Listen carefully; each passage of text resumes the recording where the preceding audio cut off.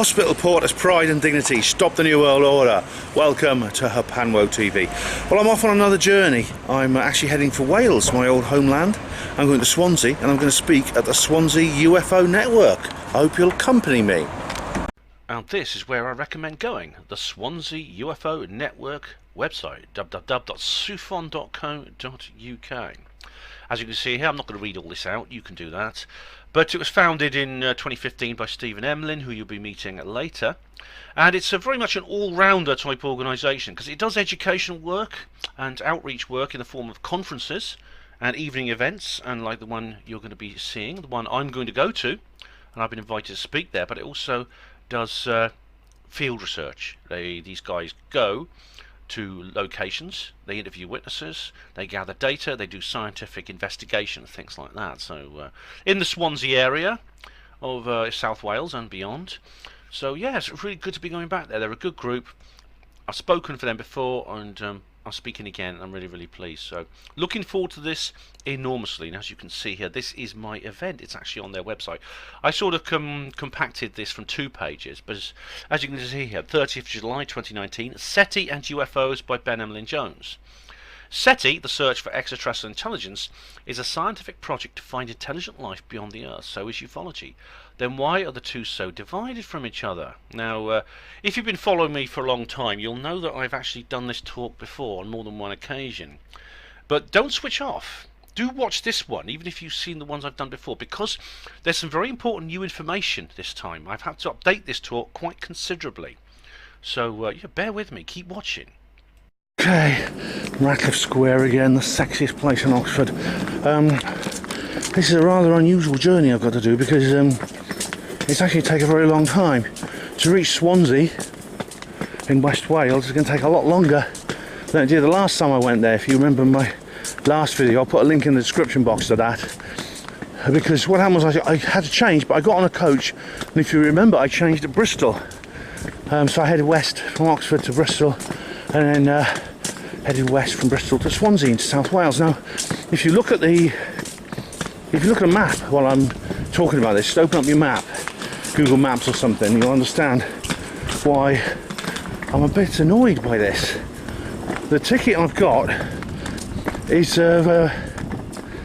different now. Swansea, of course, South Wales, lies directly west of Oxford, so Oxford, central England. So I've got now to. You'd think I'd be heading in that direction, but I don't. So what happens is, the ticket I've got is 2 stage. I've got to change, but I've got to change in London. I've got to get the London coach, the one it's not the same coach actually, but it's the one that takes you to London. I've got to go to London Victoria coach station and change there for another coach going to Swansea. Doesn't make sense. I've got to go east. If you look at the map, you'll see London is east of Oxford. Change and then come back again. It's actually, I'm not going to arrive, I'm leaving at 20 to 9. I'm not going to arrive until 25 past 4 if the coach is on time. That is incredible. That is doesn't make sense. That's 8 hours. 8 hours to get to Swansea. I just I'll see. National Express have rerouted again. They've rerouted everything. So this is the only way I can go. And I don't know, it's annoying. But I've got a good book to read anyway, so I'm still on that Stalin's Englishman book. So hopefully I'll probably finish it on this journey on the way home. But I'm going to spend I'm going to be back tomorrow evening. I'm going to be spending 16 hours just on the road. Oh my God. I think to myself, what kind of committee do National Express put together to create these routes? What's the sense? Is there no alternative but to go all the way to London to come all the way back again? I don't know. Well, does the coach not stop in Oxford on the way? I mean, usually it stops somewhere. Usually it goes along the M4. It obviously doesn't stop in Oxford. Anyway, not to worry. As I said, it's one of these occasions where I am tempted to get the train, because it would be so much quicker. Yet, because as you know, I much prefer the coach to the train, because it's far less stressful than a train. I did get the train last night actually, luckily everything was on time. I went to High Wycombe Paranormal where Marcus Allen was speaking. Had a nice time there actually, it was great. It's you know, it's like a I would, under some circumstances, think, you know, maybe I will get the train next time. It'd be more expensive, and of course I'd have to hit the organisers for the fee, which I don't want to do. I want to keep it as economical as possible for them. At 8 hours, you know, that's the same length. It takes as long to get to Swansea from Oxford now on National Express as it does to get to Newcastle when I go to Truth Seekers North East. You can see on the map that Swansea is far closer. It's a far shorter journey as the crow flies. Weird. Well, the weather's gone downhill. It's raining hard at the moment. Less than a week ago we had a heat wave. Hope this traffic jam doesn't get too bad. Okay, I finished the book on Burgess, and now I've got this one. This is my new book I'm reading. Kim Philby, My Silent War, the autobiography of a spy. Again, it's another spy book. I told you my new book that I'm writing is going to be about spies. As I explained I think in a previous video, or maybe a video I've not uploaded yet but filmed before. Basically, I'm going to write another historical novel, like the Roswell books, or alternate history. And it's going to be include the element of spies. As I said, I've been reading these since I was researching the Roswell trilogy, and my new book's going to incorporate several elements that I left out of the Roswell trilogy. I'm coming to a tunnel. It's so dark coming in. Just wait till we come out of the tunnel. Won't be a sec. There we are. This is Philby. This is his 1968 autobiography. It's got a new foreword by Graham Greene, another one by Philip Knightley, who is he's an author on true espionage. So should be interesting. Well, welcome to a very wet and rainy London. I'm at this Victoria coach station.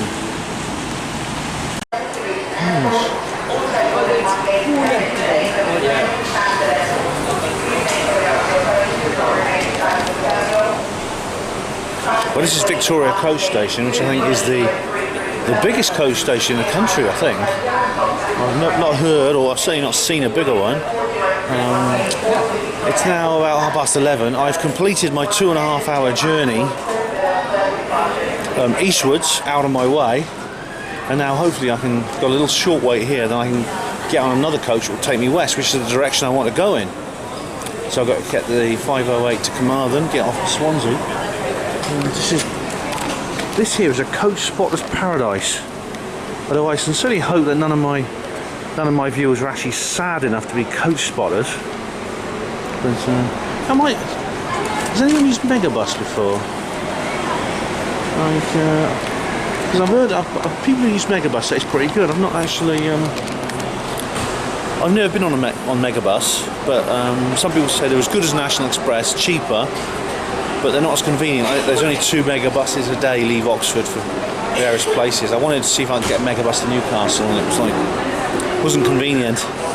But it's something to think about anyway.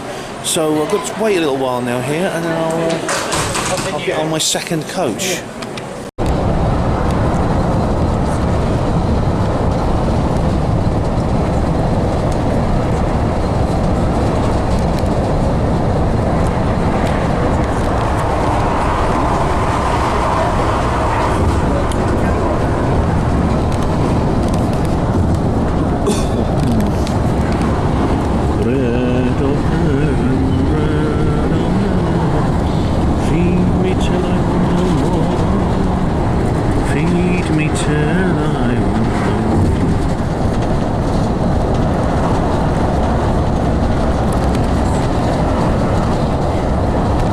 Well, I've made it. I'm in Swansea.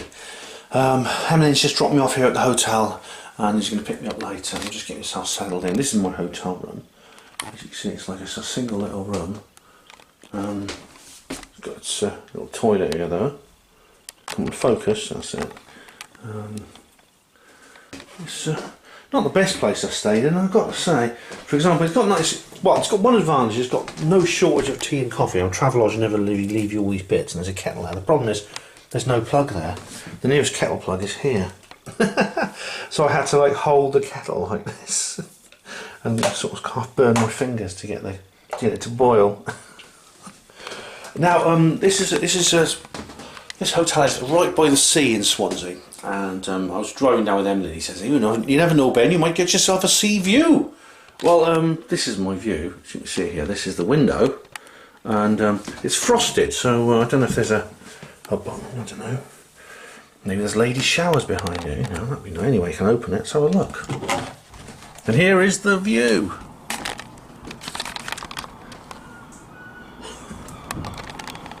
A little sort of like, it's not even an alleyway, it's just, look. Oh, someone's been naughty and they've been smoking their head out the window and chucking their fag ends here, haven't they? So, not much of a view. Still, you know me, I'll sleep on a mattress on the floor if I have to. So I'm not complaining. It'll do for a night. So, I think I'll just, I've got to charge my camera and maybe another cuppa, but so I'll use these two plugs.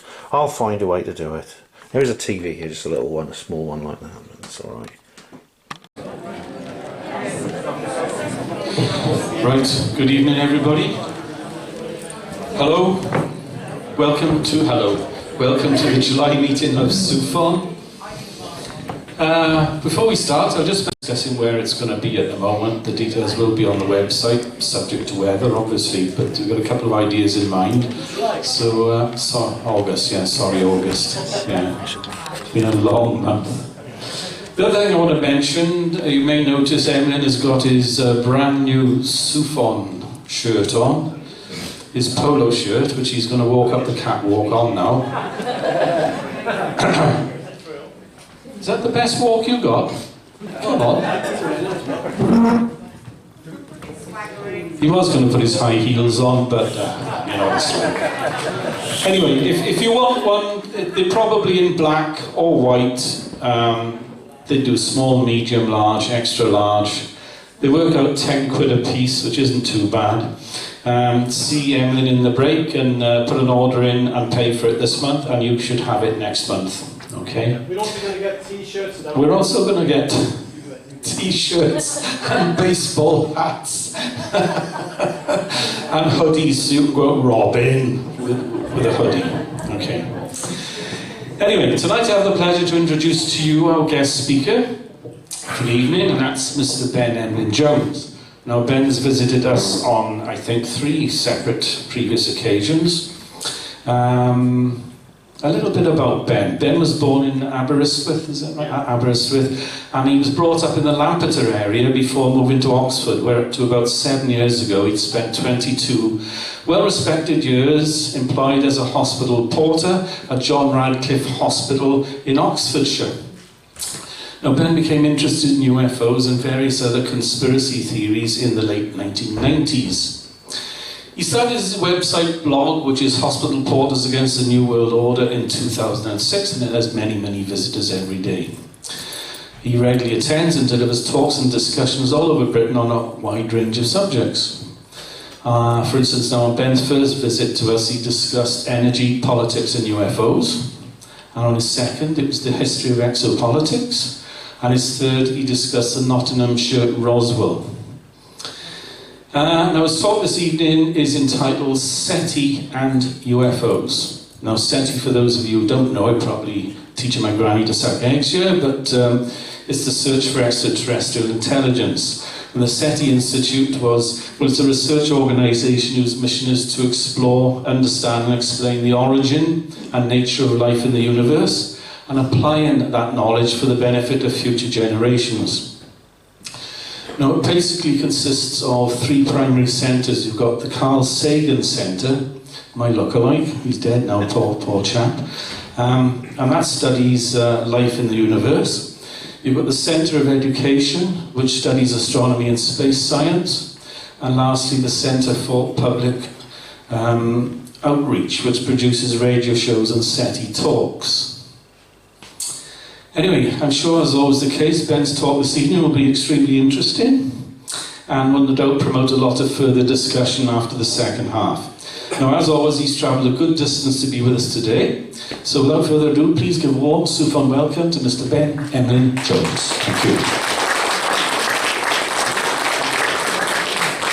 Hello everyone, thanks very much for coming out on this sort of showery, wet, chilly evening. I appreciate you being here this evening, all of you, thank you very much. I've been here a few times, it's really nice to be back, and I want to thank Mike, Steve, Emlyn and everyone else at SUFON for inviting me back for a fourth time. That's really quite something. If 4 times, well, you know what I say, one, two's company, three's a crowd, four's an audience. So obviously you like what I do, which is really, really great. So I'm going to talk about something completely different to what I've talked about before. I like to give everyone a bit of variety when it comes to my lectures. This is SETI and UFOs. And as you just heard from Steve, SETI is the search for extraterrestrial intelligence. So that basically well, I'll be explaining this evening. But firstly, before we begin, I want to play a little game with you. And those of you who've seen the recordings or the live shows of this presentation I've done before, don't spoil it for those who haven't. But there is a little coded message in this image you see in front of you. It's not a subliminal picture of Nick Pope's face, but there is a hidden message in this video. See if you can spot it, and I'll reveal later on what it is. But basically, it's almost an essence of the entire theme of this talk. And next slide, please, Mike. Let me start with a basic fact. We are not alone. That sentence is a cliche, but it's true.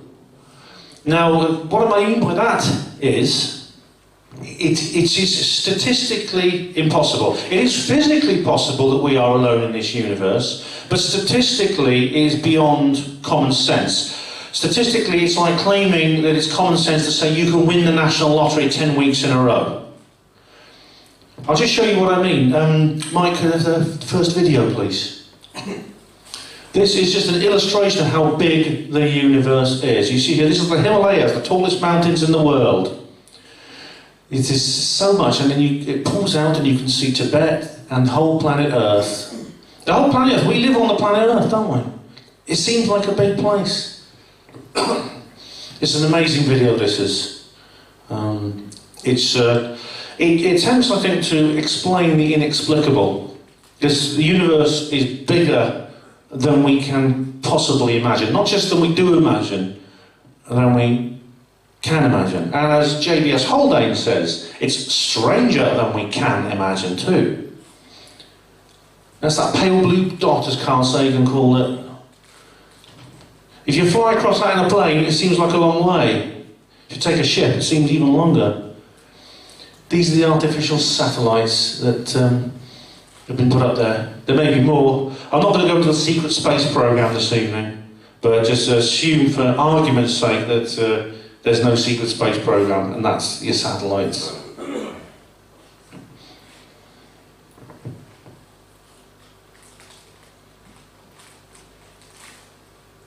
And there we are, orbiting the sun. Anyone here believe the Earth is flat? I'm at the wrong meeting. And the moon. As soon as when you get out to the moon, the Earth is already really, really small. The moon is 250,000 miles away. But when you get out to the point where you can see the whole solar system, all the planets orbiting the stars, the Earth and moon itself, as a two-body system, is almost too small to see. There are 8 major planets and countless minor ones. We still don't know how big the solar system is, but look, the solar system itself shrinks to a tiny point of light when you get out to the point where you can see all the stars. And as you see there, the sun is just another star. I mean, it's literally an average star. Much like any others, and if you were going through the universe, you may even miss it, actually. That ball, that's how far our radio transmissions have gone. That blue circle, that blue sphere, since we've been broadcasting radio. There are 100 million stars in the Milky Way galaxy where we live. But there are so many galaxies. I mean, they just doubled, and I think it's 10 times the number they thought there were of galaxies in the observable universe. And the galaxies themselves appear like stars. And the universe itself is just like a haze of galaxies, and each galaxy is billions of stars.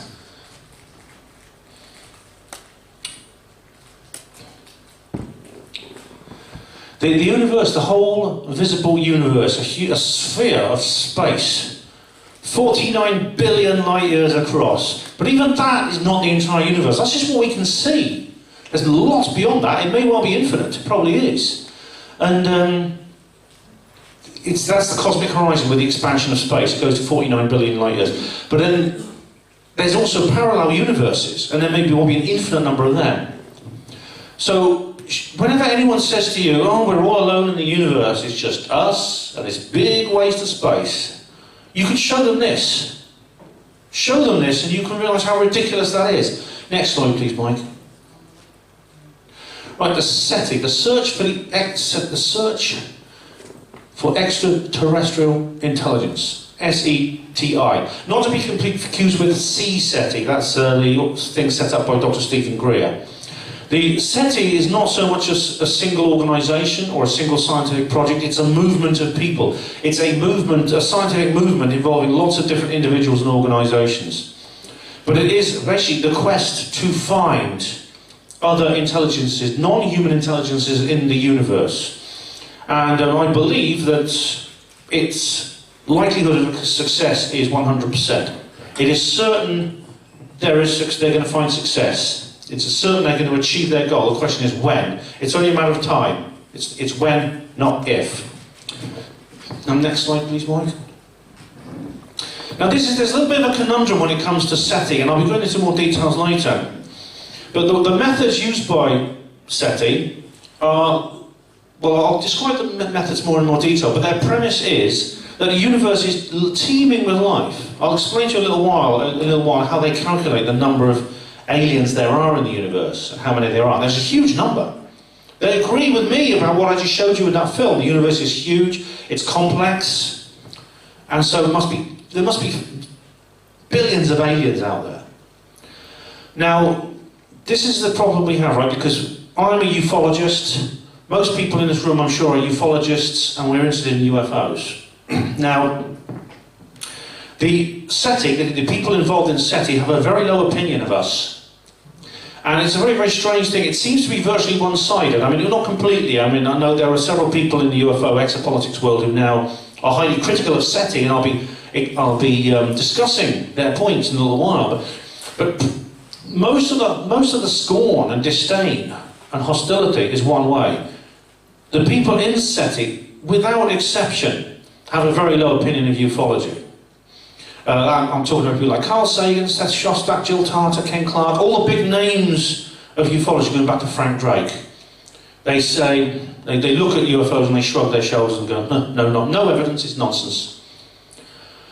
I think there is some bad logic there, some very, very bad logic.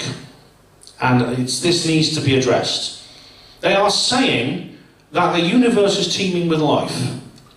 But on no account could our life ever come and visit us. Now, what you see before you there, it looks like some kind of new shuttlecock for a game of badminton. It's actually a plan for a spacecraft 400 meters in length. This is a spacecraft designed to travel to the stars. It's called Project Daedalus. It's designed by the British Interplanetary Society in the 1960s. Over 50 years ago this was designed. It's intended to reach the nearest star, Alpha Centauri, and it can accelerate to 10% of the speed of light, which would make it the fastest spacecraft we've ever built. It is something that could be built today, and it could be built with the technology of the time that it was created. It's powered basically by nuclear explosions. Very, very simple. You basically have, the early designs had like fission bombs, or hydrogen bombs. The later designs have like hydrogen fusion to power it. It is existing technology. If the resources have been put into creating this structure, when it was first designed, it could have reached the nearest star within 50 years, which means by now it would have got there. So we ourselves as humans, forget the secret space program like I said, but we ourselves as humans, even in the public arena of space exploration, have taken the first steps towards travel into the stars. The universe is teeming with life. There's aliens on the planets orbiting the stars. And we're at the point where we can go and visit them. We could be the UFOs flying around their skies. The SETI proponents also state that aliens in other worlds may very well have a much higher level of technology than we do. Yet on no account can they ever come and visit us. They say UFOs, nonsense, it's rubbish, no evidence. Complete waste of, it's a waste of time studying it. So even though they're more advanced than us and they're everywhere, and we are getting advanced and we can go and visit them, if any evidence comes to light that indicates they might have already got here, we have to dismiss it with a shrug and a chuckle. That is the bad logic I'm talking about with SETI. Next slide please, Mike. Now where does SETI come from? Well, it can really be traced back to this man. This is the godfather of ufology there. His name is Frank Drake. And this here is the Howard Tatel Radio Observatory at the Green Bank, so the radio telescope at the Green Bank Radio Observatory in West Virginia, USA. Now in 1960 he began something called Project Ozma. He pointed this very telescope at two stars, Torchetti and Epsilon Eridani. They're nearby stars and they're very similar to our sun, so he thought they were good candidates for a SETI study. He thought it's possible there might be, there's likely to be life of Earth-like types, Earth-like life on that particular star. It's likely to be planets because it's a similar kind of star. And so he ran Project Ozma for a while. He did pick up what he thought was a signal from one of the stars. It turned out it was from an aircraft flying overhead. This is a common problem with SETI, which I'm going to go into in more detail in a minute. But he ran that for a few months and he couldn't find any signals coming from those two stars. Next slide please, Mike. So what Sir Frank Drake then did the following year, 1961, he got together a group of 12 scientists, some of the best people in their field. He just put a call out. He said, I want the best scientists in every branch of science to come and meet with me and discuss the possibility of finding life out there in the universe. And so he did. He assembled them in a group at Green Bank Radio Observatory. And he called it the Order of the Dolphin, which is a strange name. I don't know if they wore masks and pranced around naked or anything like that. It's weird. I mean, they just sat around for a couple of weeks talking aliens and their possibility. And the people he had with him were, like I say, top people in the field. Otto Struber, the famous mathematician. John Lilly, the famous biologist who studies animal intelligence, chimpanzees and dolphins and other intelligence like that. And he got these people together. One of the people in the Order of the Dolphin was a young astronomer called Carl Sagan. Remember that name because he doesn't only look like Steve. He's famous for other reasons as well. And his name comes up a lot in this story, and I'll come back to him. After a couple of weeks of umming and ahhing and thrashing ideas around, they came up with what's become known as the Drake equation. Now this is the formula by which you calculate how many aliens are out there in the universe. Now the first thing they had to do, they had to confine it, they had to narrow it down to our galaxy alone, because when you think about all the galaxies I've just shown you, once you start going beyond our galaxy, you get to such huge numbers that there's no real point. So they narrowed it down to the Milky Way galaxy, our own home galaxy. 90,000 light years across, 100 billion stars. And they decided to just investigate those. And they came up with this, the famous Drake equation. And it runs like this. N. N is the number of contactable alien civilizations in the Milky Way galaxy. And N is R star. Now that is the rate of stellar formation. That is when stars form out of the intergalactic dust and matter, which is how our sun formed. That's the rate of star formation, how many stars form, how quickly do they form, how many are there. It's R star times FP. FP is the number of those stars which develop a solar system, that is planets orbiting them in a way. Our Earth orbits the sun, so each of these stars develops its own solar system. Now, in 1961, no one had any idea how many that was. Today we know that it's about 70%. So FP is about 70%. 70% of all stars appear to have some kind of planetary system, their own little solar system that we can detect. So that's a high number. So we know a lot more now than we did back then. FP times NE. Now NE is the number of those planets on those systems that develop the conditions for life. That is liquid water, a reasonable temperature, the sort of things you get on Earth so we can basically have life as we know it, Jim. That's NE times FC. FC is the fraction of those planets with those conditions that actually do develop life. So life actually appears on there. Now this is very interesting because again, we didn't know what NE was until quite recently. Now we know that NE is about 17%, 17. So roughly 17% of stars have Earth-like planets that we've detected. That is, those that are in the Goldilocks zone, as it's called. Not too hot, not too cold. Fe times Fi. Fi is the amount of that kind of life which develops intelligence. It develops a brain or something similar to a brain, whatever it might think with, that allows it to become aware, and in the same way that humans are and many other animals are. Now Fc is the proportion of that intelligent life that learns how to manage and control electromagnetic radiations, therefore giving it the ability to speak, to communicate using radio waves. Now FC, until about just over 100 years ago, humans weren't considered FC because we hadn't learned to control electromagnetic radiation, and now we do, so we're in the FC category.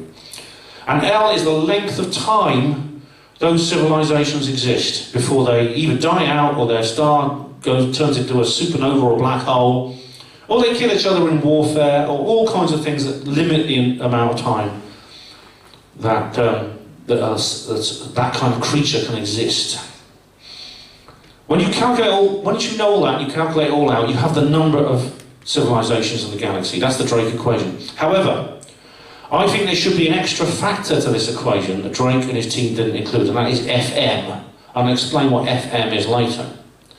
But what Sir Drake discovered was that he estimated there were 10,000 of these types of planets with these kinds of creatures on in the Milky Way galaxy. And he says if you're more broad-minded, he said some people wanted it as high as 80,000. And even the most curmudgeon conservative couldn't get it below 80. There's a lot of aliens out there, an awful lot of aliens. That was the conclusion of the Order of the Dolphin. Next slide, please, Mike. Now this is Stanley Miller. He and his colleague Harold Urey did a very interesting experiment. You often hear the phrase, the miracle of life. Life is actually not a miracle. Life is very, very well understood now, and in fact it is an emergent property of the universe. Basically, wherever it can appear, it does appear. And these guys, I think, were close to proving it. What they did was they did a chemistry experiment. Next slide, please, Mike.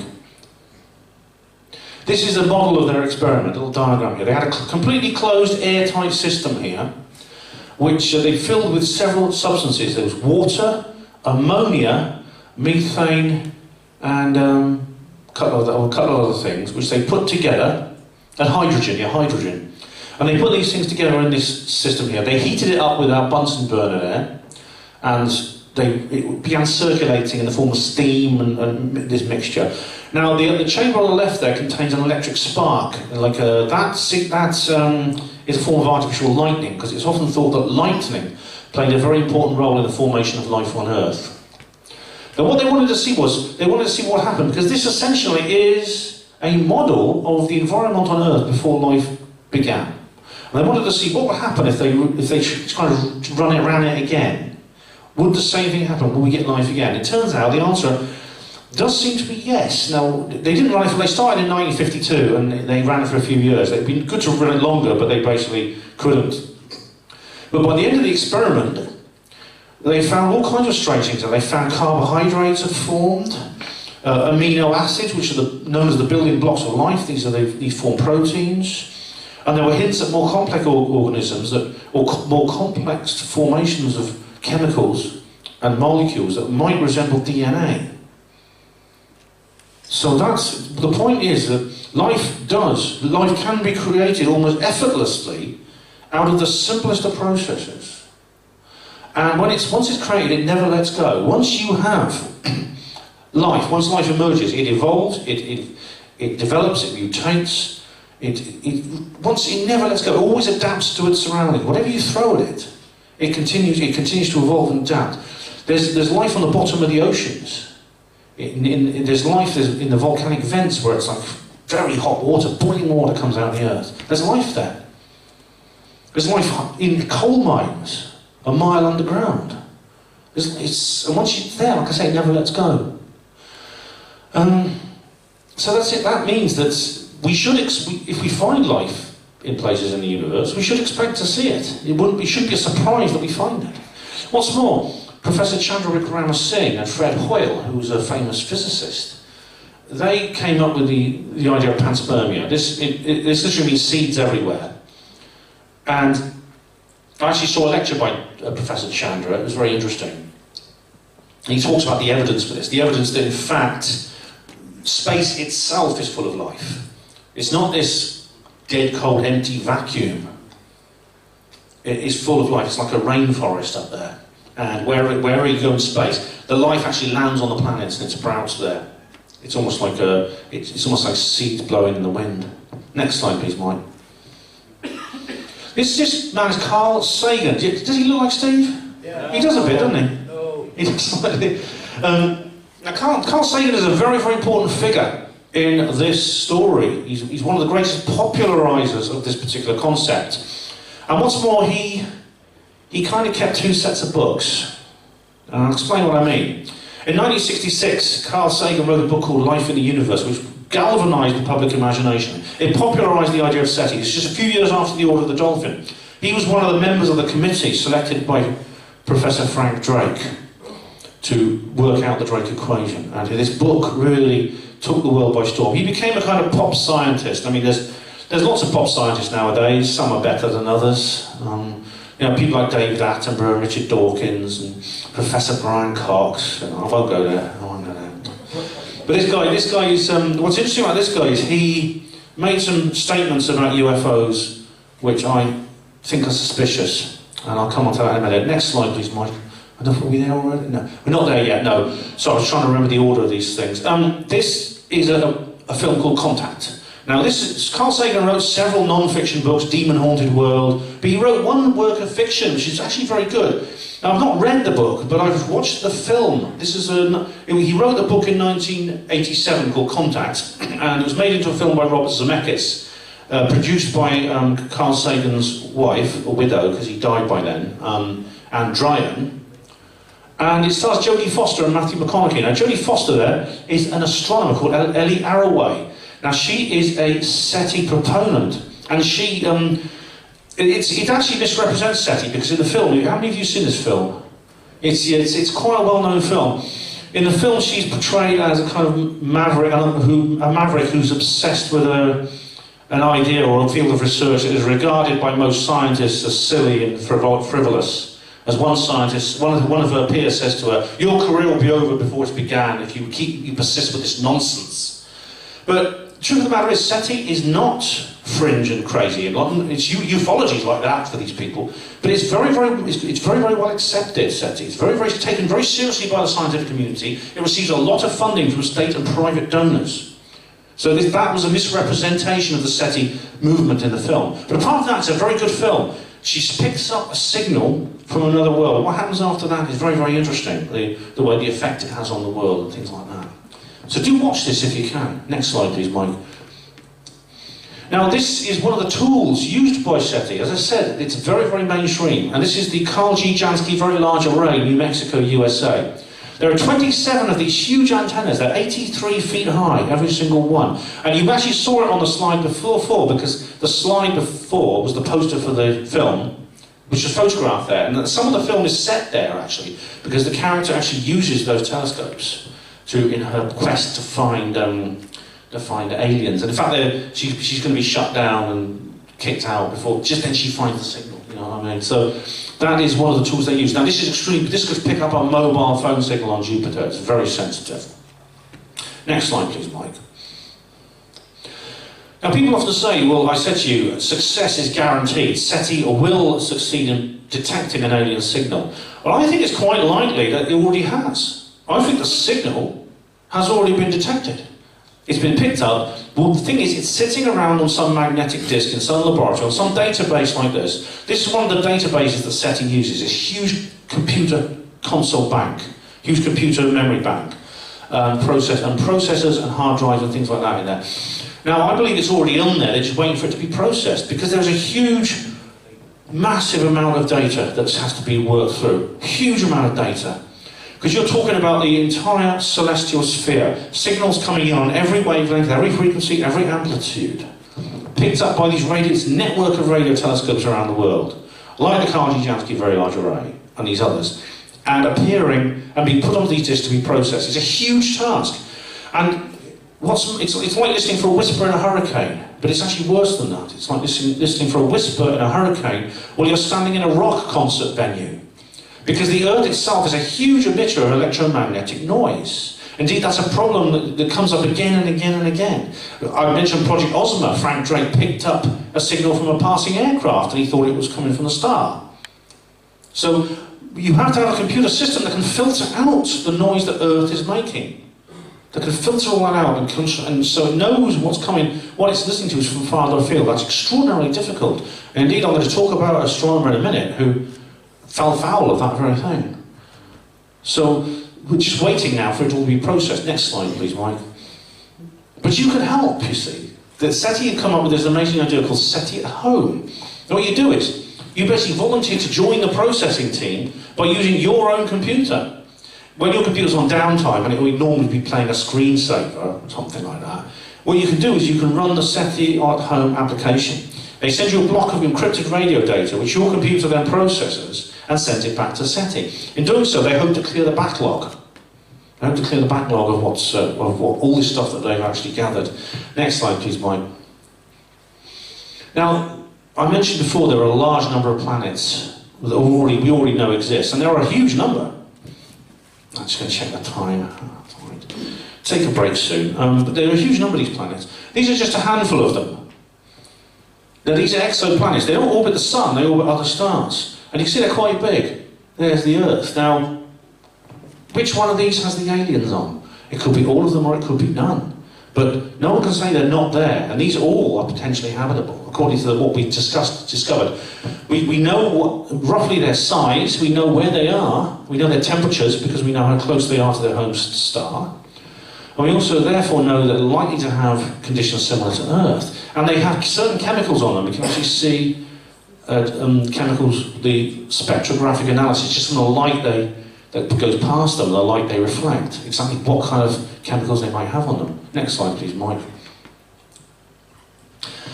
But we mentioned false alarms. We do get a few false alarms now and again, and we're going to go through some of them now. Some of them may be false alarms and some of them might not be. I'm going to start with one which definitely is. This is Susan Jocelyn Bell, who is an astronomer actually at the Open University, and in 1967 she was working at the Jodrell Bank Radio Telescope that's in Cheshire. It's one of the most powerful scientific astronomical instruments in the world.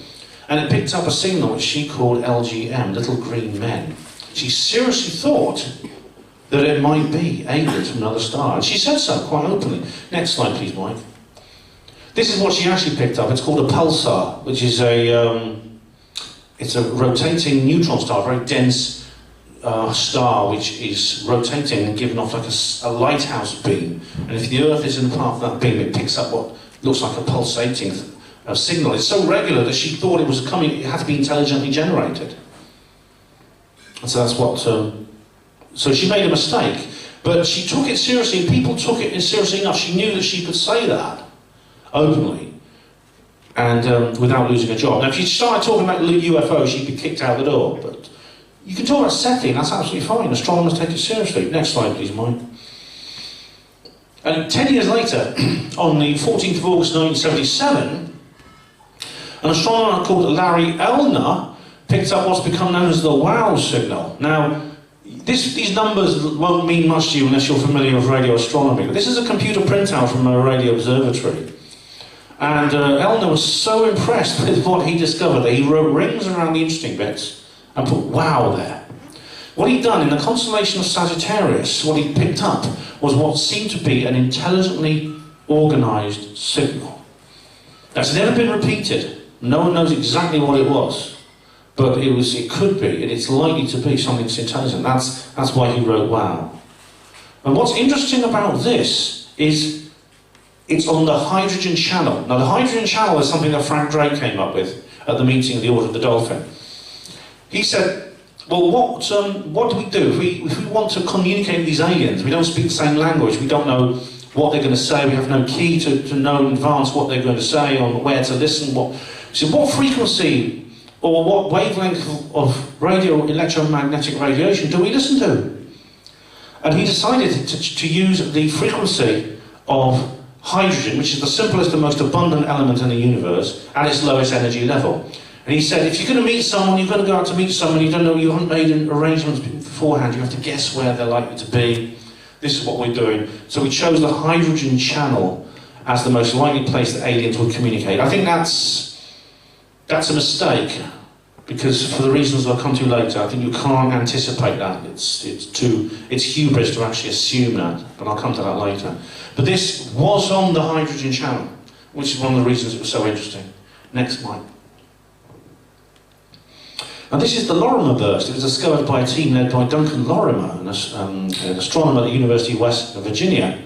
You see a very, very organised straight line there. It's similar to the wow signal. It's like a burst of energy that suddenly appeared, and it lasted for a certain amount of time.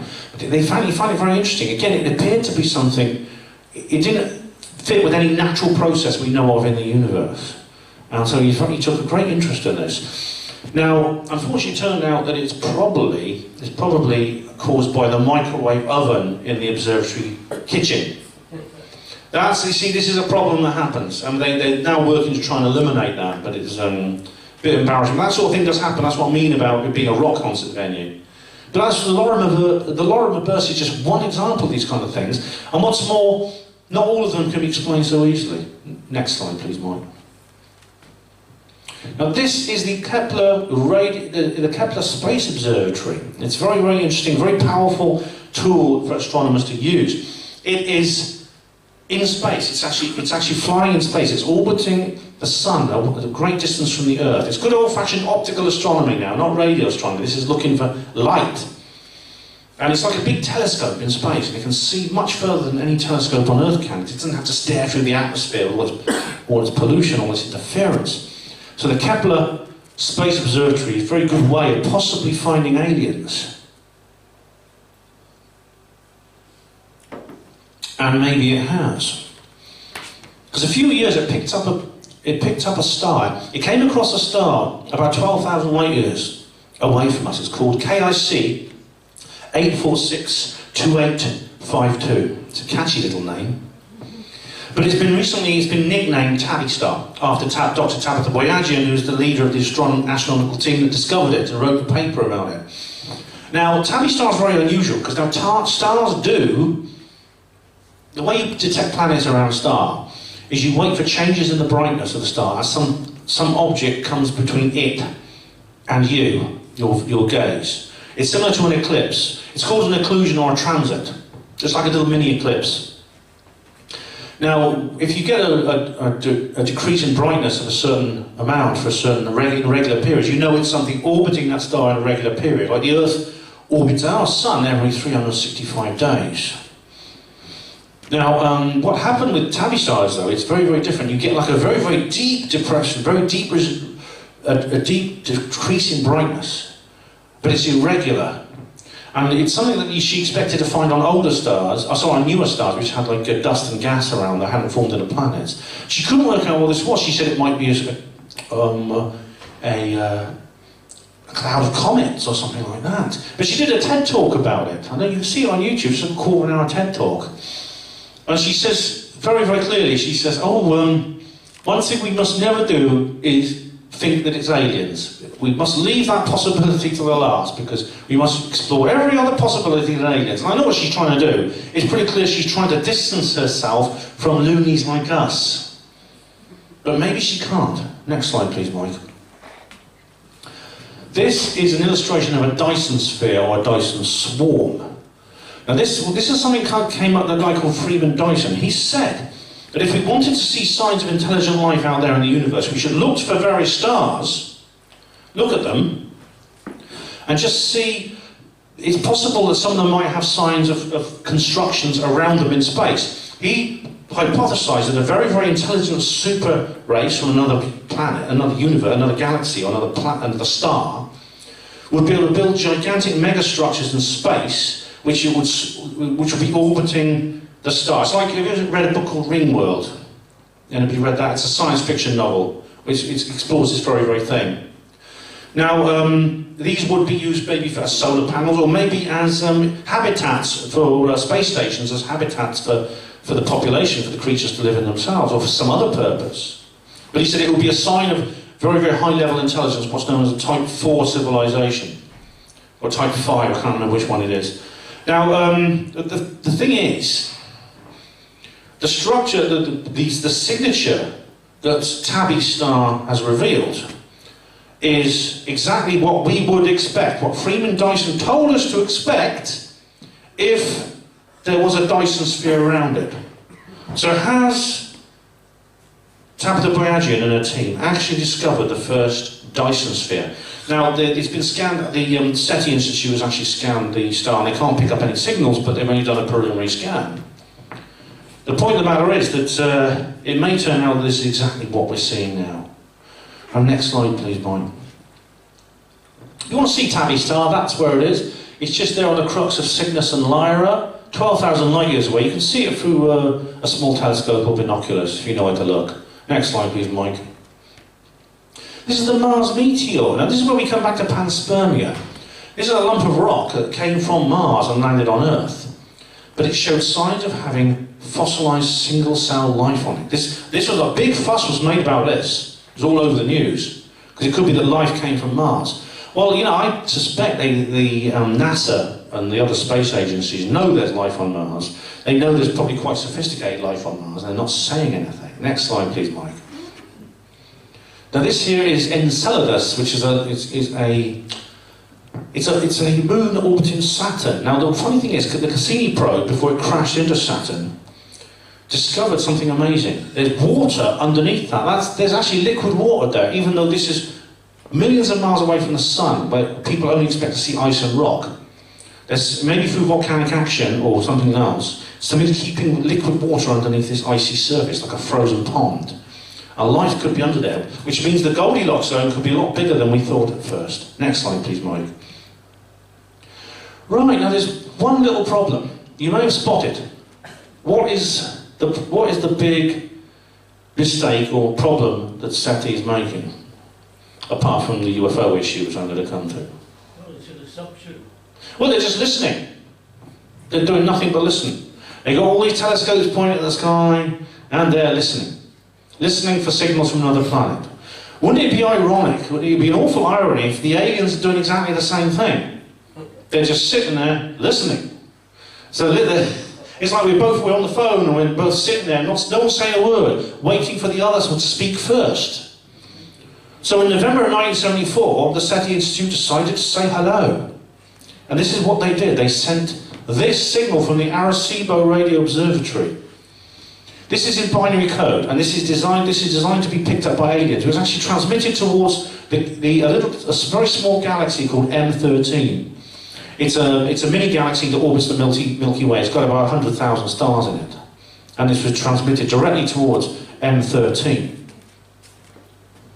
The problem is M13 is 25,000 light years away, which means that's how long it's going to take the signal to get there. If the aliens decide to reply straight away, it's going to take another 25,000 years to get back. So it's going to take 50,000 years to say hello.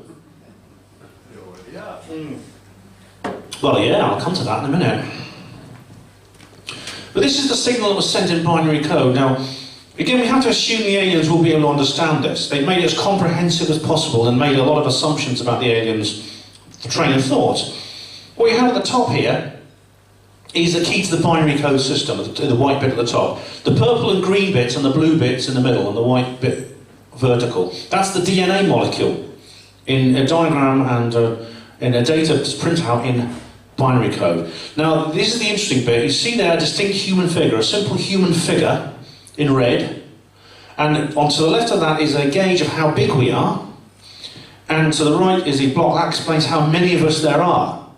Below that you see a simple diagram of the solar system. There's the sun and there's the planets there. There, the third rock from the sun is raised above the others. That is the Earth, and that's telling whoever picks it up where we come from within our solar system.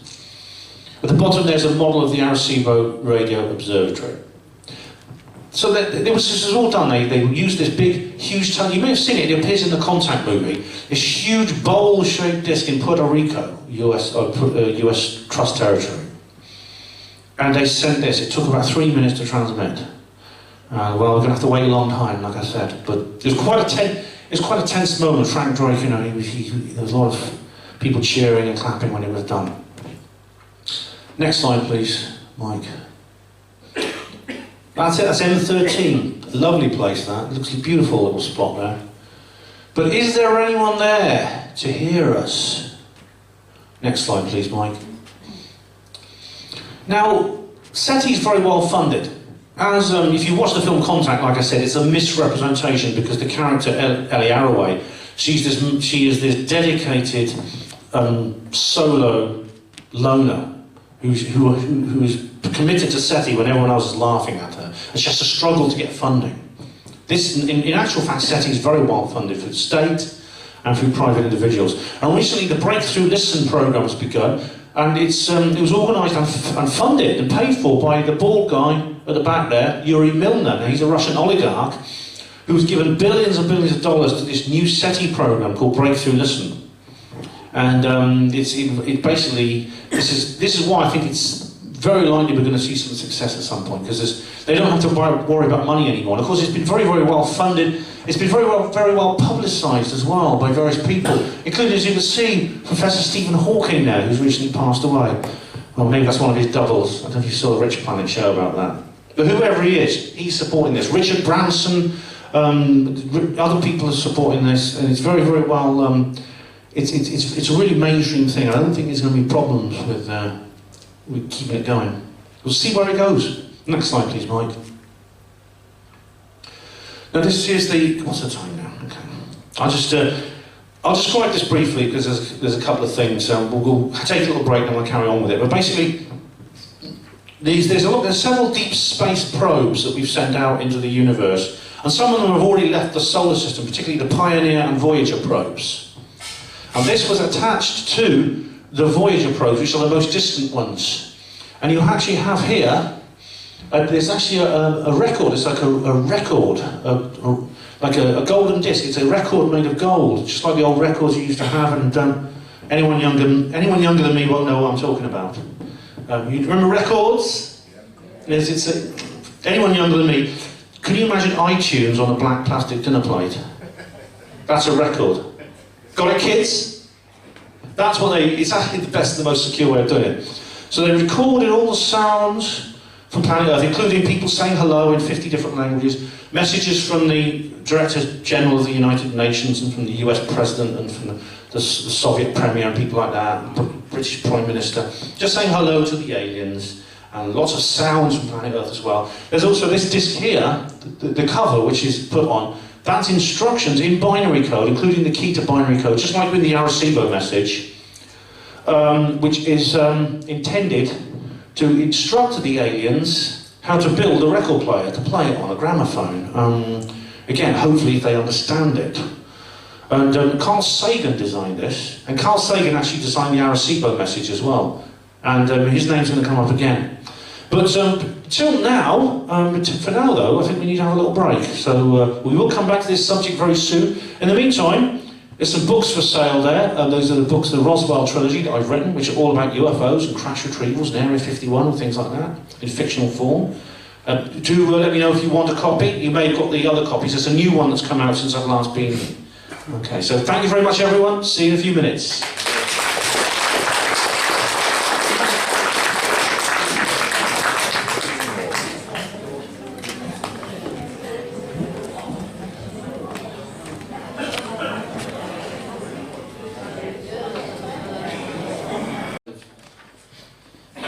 Ghosts, if you like, apparitions, and he sort of puts it all, he answers all the questions, he crosses all the T's, dots all the I's, and interdimensional, sort of astral plane, different vibrations, so a very interesting one. And in the second half of the night he's going to talk about the road to reality and the greater reality. So it's Guy Stephen Needler, 27th of August. And if you want to have, any Swansea UFO Network polo shirts, bring £10 with you next month and I can put the order in. I think that's about it. Anything else? Yeah, that's it. Okay, if you can put your hands together for Ben Emlyn-Jones.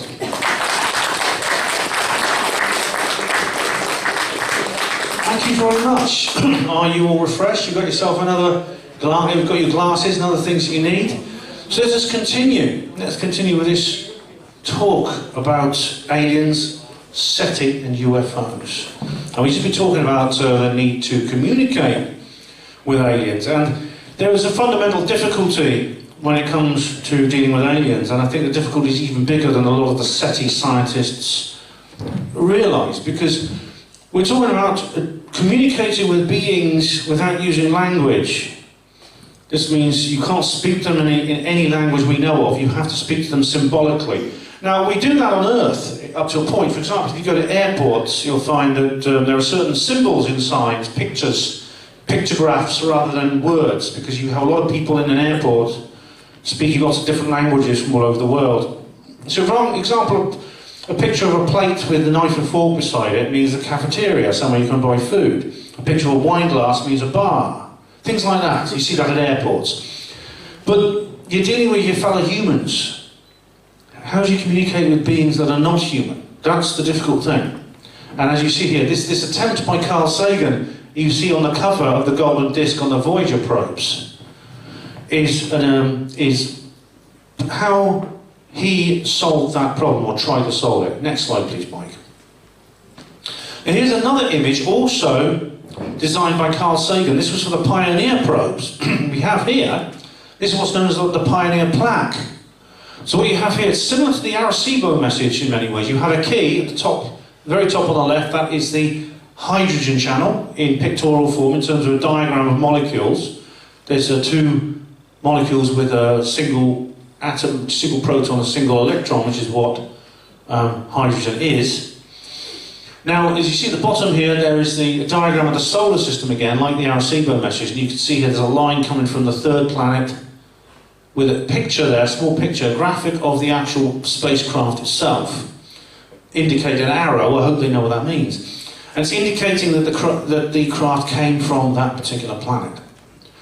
Now this star-like structure on the left is actually a map. It's actually a map showing more or less where the Earth is. But what it is, these lines here have the hydrogen encoded numbers on them, indicating distance. And it's actually the distance of the Earth to the nearest pulsars. The pulsars discovered by Jocelyn Bell Burnell, who she thought were little green men.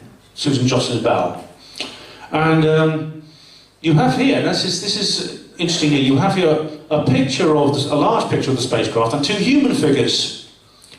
Now, you notice one of the human figures is doing that with his hand.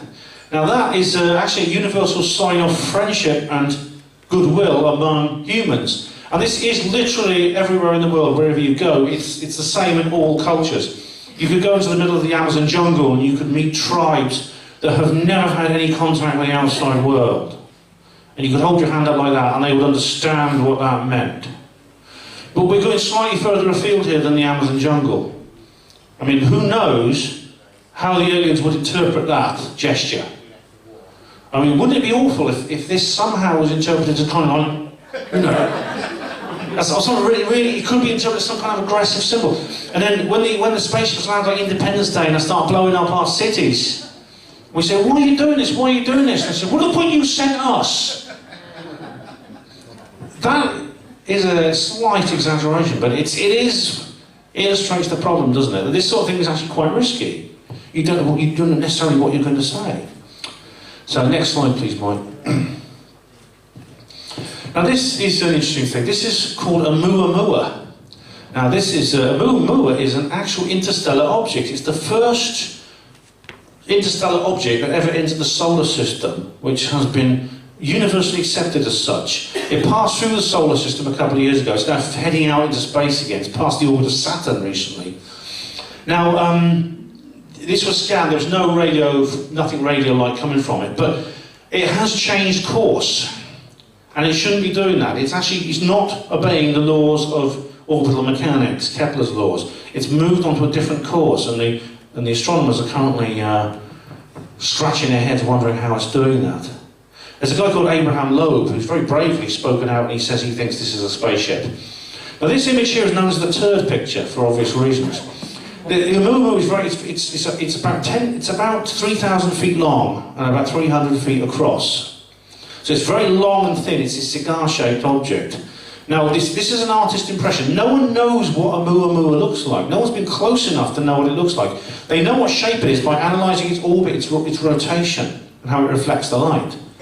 It's only a speck of light in the best telescopes. So this is this is an assumption, this sort of rocky, natural look is a complete assumption on the part of the artist. It could very easily be completely straight and oblong shaped like the monolith in 2001: A Space Odyssey.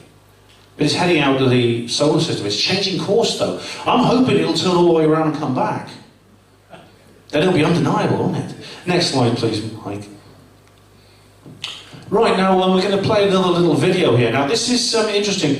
This is a clip from a TV show called UFO Conspiracy Road Trip, produced by Renegade Productions for the BBC. And it's basically a group of UFO believers who have taken to meet a SETI scientist. Now this is an illustration of exactly what the SETI experts think of us. This is Dr. Seth Shostak of the Search for Extraterrestrial Intelligence. Can you play the video, please, Mike? I might have to listen to the sound. You might have to what? You have to bring the... Right, oh I see, okay, no worries. Hang on. I've actually got the sound turned down.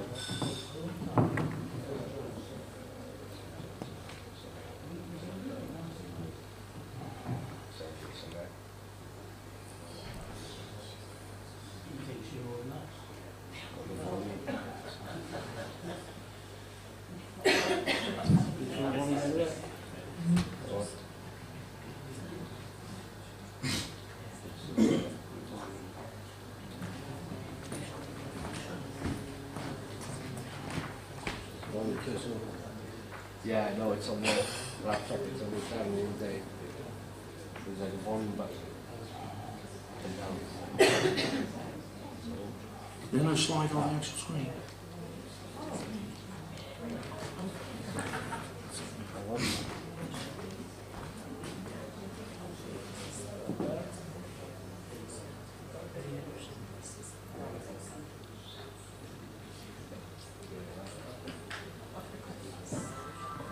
A scientific organisation whose mission Can you is hear to it? search the cosmos Yeah. for signs of extraterrestrial intelligence. What we try and do is try and eavesdrop on signals that might be sending our way. Okay. Just trying to hear ET's radio broadcasts. Now, I'm sure there are a lot of planets out there that have plenty of life that's not very clever. Life that doesn't write great literature and doesn't build radio transmitters, but we're not going to hear from those guys. Our galaxy has 200 billion stars. It probably has 1 trillion planets. That's with a T. Right. That's a large number. Now, if this is the only planet where anything interesting is happening, that makes us a miracle. Right. And one thing you learn from studying astronomy is that every time you believe in miracles, you're wrong.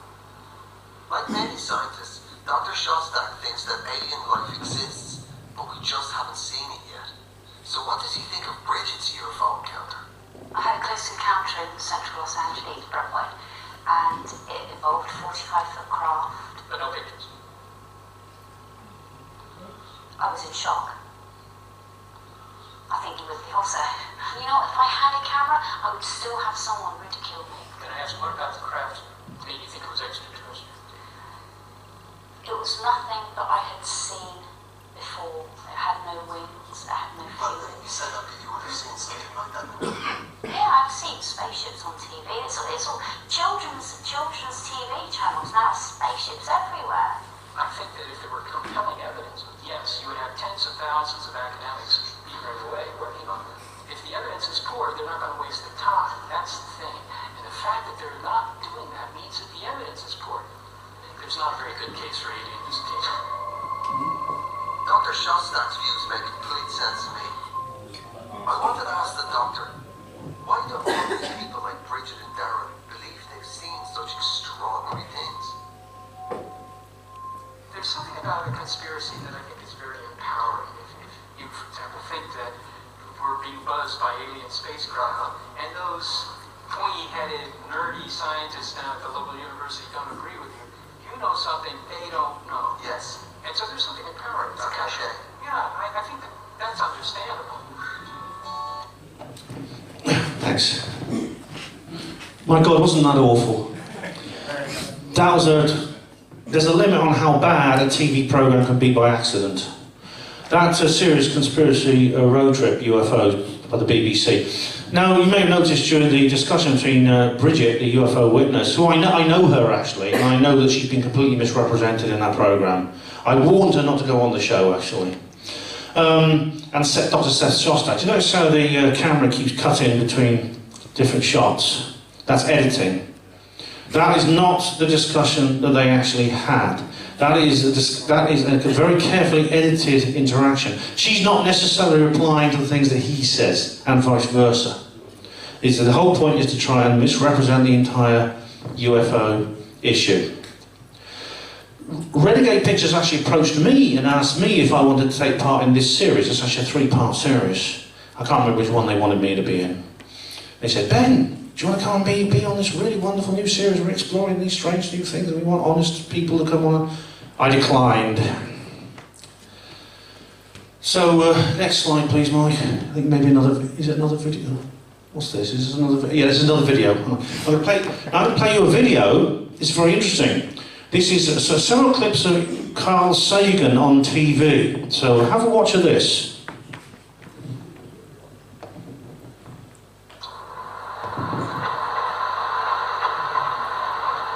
Since 1947, there have been hundreds of thousands of reports of UFOs, unidentified flying objects. This subject has more, I think, to do with religion and superstition than with science. That was the story told by Betty and Barney Hill. Virtually all scientists who've studied it are skeptical, but UFO enthusiasts think the Hill case is a classic example of a close encounter of the third kind. Why? The Hill's own psychiatrist described their story as a kind of dream. That's not No true. corroborating evidence. The star map argument is worthless. And yet, this is one of the best attested cases of UFO close encounters. For all I know, we may be visited by a different extraterrestrial civilization every second Tuesday. But there's no support for this appealing idea. The extraordinary claims are not supported by extraordinary evidence. There are curious daylight photos of UFOs. Some look suspiciously like hats or hubcaps thrown into the air. Photos can be faked.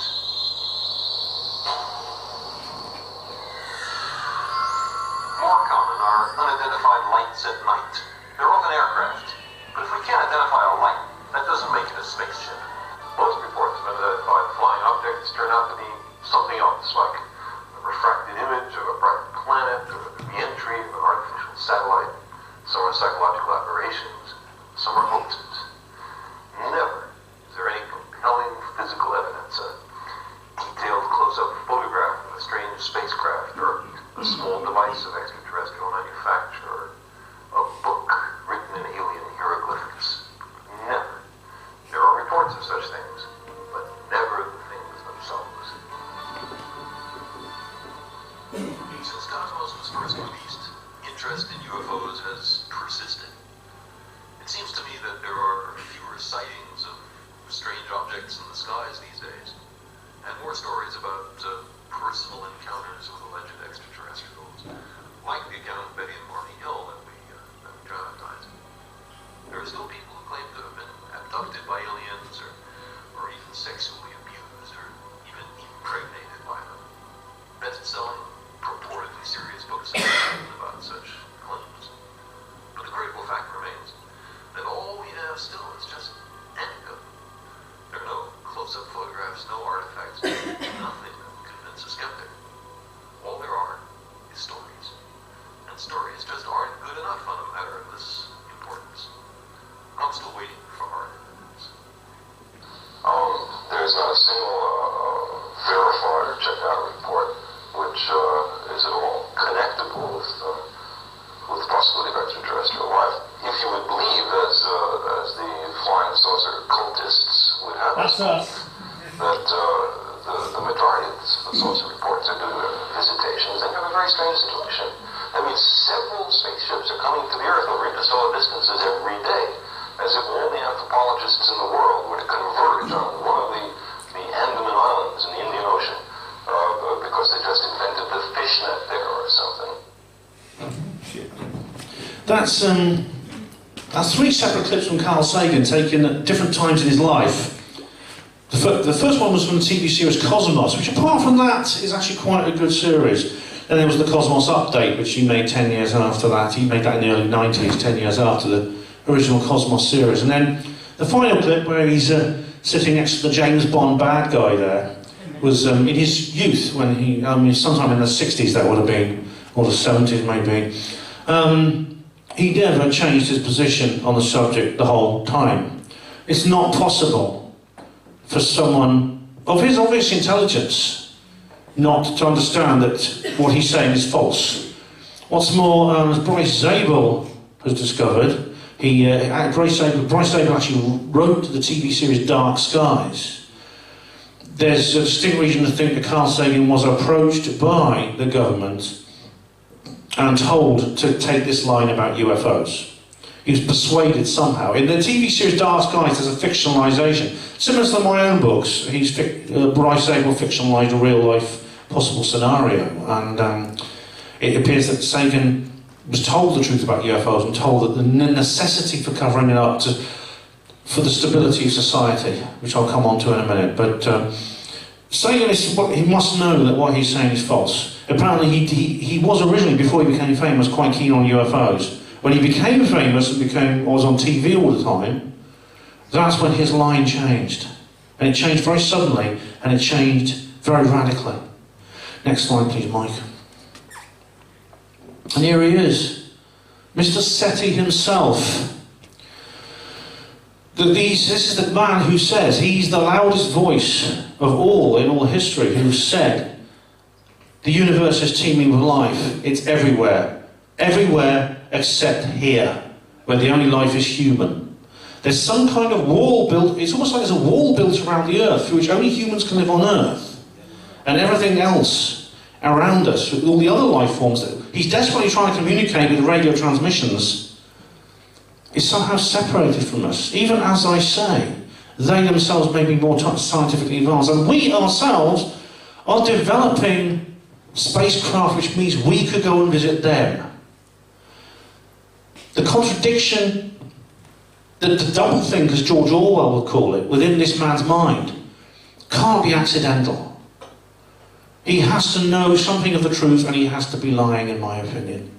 Next slide, please, Mike. Now we come on to another issue. This is what's known as Fermi's paradox, or the Great Silence. And this is the conundrum, well, it's not really a conundrum, but it's called a conundrum, which is the universe really is teeming with life. And some of those planets are a lot older than us. The question is, why are they here? This is Enrico Fermi, who's he's a famous physicist, and also he came up with this idea, this is what's called the Fermi's paradox. Next slide, please, Mike. We have an illustration here. You see, we have the Earth. We have an older planet, which is like 3.46 billion years older. So there's more advanced life on that planet, And they come forward to the present day, and the question is, well, why haven't they reached us? In a sense, this is the question I was asking earlier. Well, you know, where's the law which says they can't be here? Why can't they reach us? And why are they not here? Why have they never reached us? Why is, when we stick antennas out into the cosmos, we hear nothing but natural radiation, nothing there at all? So the question is, that is the question. Where are they? Why have they not come here? Next slide, please, Mike. Well, the answer to Fermi's paradox, the great silence, is very simple indeed. They have. These photographs, these two photographs, the one at the bottom and the one on the right, I'm absolutely certain are genuine. They show craft which I think are not of this earth. They're nothing man-made. They're not. There's all kinds of reasons to think these are not produced by humans. They're very advanced. Where do they come from? The truth of the matter is, all this life that's out in the universe is coming here, it is here, and it's just because they're not behaving like we expect them to, transmitting on the hydrogen line, coming down on the White House lawn saying, "Take me to your leader" in perfectly accented Hollywood English, does not mean they're not real. Next slide, please, Mike. Now we come on to crop circles. Now these are very interesting. This is an idea. This is, again, this is the big question. People say, well, what are the aliens doing? If they fly down here from their distant planets, they do nothing except they just make a few marks in a cornfield, they abduct a couple of wide-eyed Yorkshire yokels and poke prods into them and things like that, and then they let them go and they go home without even saying hello. Why are they doing that? Why would they do that? And the thing is, the answer to that question is not why would they do that, this is what people really mean is that if I went to another planet, I would not do that. But that's anthropomorphizing. We're essentially putting ourselves in the alien's position. This is where all the thing about hydrogen channel comes from. And this is where we come on to the last factor of the Drake equation, FM, which is missing. FM stands for mindset. It's not just creatures that have evolved, control electromagnetic radiation, can communicate. What proportion of those that can communicate have the mindset to do so? In other words, they think like us. We shouldn't put ourselves in the alien's shoes. I don't think we can do that, even if they have 2 feet. And this is an example of what I'm talking about. This is an amazing image here. It's like one of the old dot matrix images of newspapers. You actually have to look at it from a distance and maybe blur your eyes for a little bit just to see how lifelike that is. It looks like a human face. It appeared in a field in Hampshire in 2001. And now, when I did this presentation in Homeford, and someone came up to me and he said, "Ben, I know who makes these circles.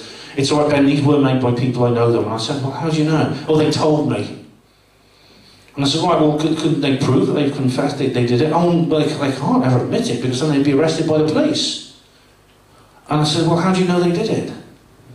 And see, I've actually had I know people who make these things with blanks. I know a couple of people. When this big 3D box image crop circle appeared once, 2 different crop circle teams confessed to making it. So either one of them's lying or both of them are lying. Crop circle makers can tell lies too, and the 100% man-made hypothesis is a claim and it can be falsified. This image is an incredible piece of work. Whoever did it, it's an amazing thing. Now, next slide please, Mike. Now, just a few days after that image appeared, this one did, in the same field. Now, does that look familiar? Yeah. Yes, it does. You've seen this before, haven't you? Next slide, please, Mike. And see, there they are, so close together. The face and the Arecibo message, just next to each other in the same field, just a couple of days apart. Next slide, please, Mike. And here we have it, the Arecibo message, just like it was sent from the Arecibo Observatory in November 1974, has appeared in that field. Or, has it? Take a closer look. It's not, is it? It's different. Do you remember the first one? Yeah. Do you remember the one that was sent from Arecibo? It's a bit different. I'll show you. Firstly, the top bit is exactly the same. The binary code cipher, the primer, the key. Now, you come down to the DNA molecule and it's very different. It's not quite exactly the same. It's not DNA as we know it. It's something similar, but it's slightly differently structured. Someone would have to know an awful lot about biochemistry to produce this, to actually invent something like this. And look at the figure, that red figure. That's not human, is it? Look at it. Big head, large eyes, small stature. It's a grey. On the right left, you can see there's a different number, and they're smaller, and there's a different number of them. But look at the solar system diagram here. We have the sun there, or the star, and 3 of the planets are raised up. And what's more, there's this group of 4, which you might refer to a group of moons around a gas giant or something. But these creatures live on 3 different planets of their solar system. So they're different from us, who only live on one. And the thing at the bottom is indecipherable, the purple thing at the bottom, I don't know what that is. But funny enough, a crop circle appeared very close to the location of this particular crop circle, and it looked a more complicated version of that. Next slide, please, Mike. This appeared the following year in 2002 in the same field in Hampshire. This is one of the most remarkable crop circles I've ever seen. Firstly, you have another amazing dot matrix image of a grey alien. It actually looks like a more detailed picture of the simple block figure on the Arecibo reply. It's as if after the Arecibo message was sent, someone out there said, let's not make them wait 50,000 years. Let's reply to them now in our own way. It's as if they knew we'd sent that message because they're closer to the Earth than the M13 galaxy. And I thought, let's reply now. But we're going to reply our own way. We're going to reply the way we do, not the way these humans do. That circular structure is very interesting because there's actually a message in there in code. It's in ASCII 2 code actually, which is a known computer code. Now it's amazing. It's all perfect. Not one mistake was made in this. Next slide, please, Mike. All these images I just showed you appeared in one farmer's field. The field is next to this, the Chilbolton Radio Observatory.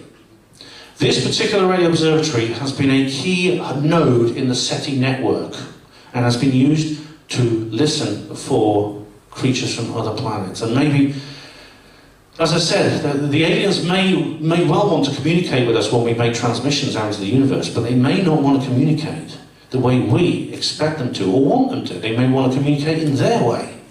Next slide, please, Mike. This is Terence McKenna. How many of you heard of this guy? He's well known. He's a brilliant man, actually. He's a great writer, a great orator. I mean, there's speeches he does online. There's hundreds of hours of speeches. He can talk for like 10 times as long as I am this evening. And he's very, very interesting indeed. Now, he was a big critic of SETI. He said that the search for extraterrestrial intelligence was rather like pointing a telescope at the sky and expecting to see a good Italian restaurant. That is that's overstating it somewhat, but I know the point he's making. He's making the same point that I was about FM. We're dealing with a far more difficult communication problem than we originally thought. It's not as simple. And even some people like Sagan and that, they understood that there was a challenge of communication with our language. But it's much worse than that. It's a communication with a psychology that is so different from ours. We may not even be able to understand it. We have trouble communicating with other species on our planet. I mean, if you have a dog, for example, or another pet, there is a limited amount of communication between the two of you. If a dog gets hungry, he'll let you know. If someone comes to the house he doesn't like, he'll let you know. If he wants to go for a walk, he'll let you know. But every so often the dog will do something. Everyone's got a dog, I'm sure you've had this experience. He'll do something and you look at him and think, why is he doing that? He knows he's a dog. We don't, we're human. And when it comes, there's someone called Denise Herzing who's trying to communicate with dolphins, and she sort of understood this quite a lot. When you go off-world and you go to a completely alien creature that has evolved from the very basic primeval soup into a multi-celled intelligent organism, the question is, we may be in a position where communication will be extremely difficult. Next slide, please, Mike. How many of you have seen this film, Arrival? Oh, good. People, you see it if you haven't. If you love UFOs, you'll love this.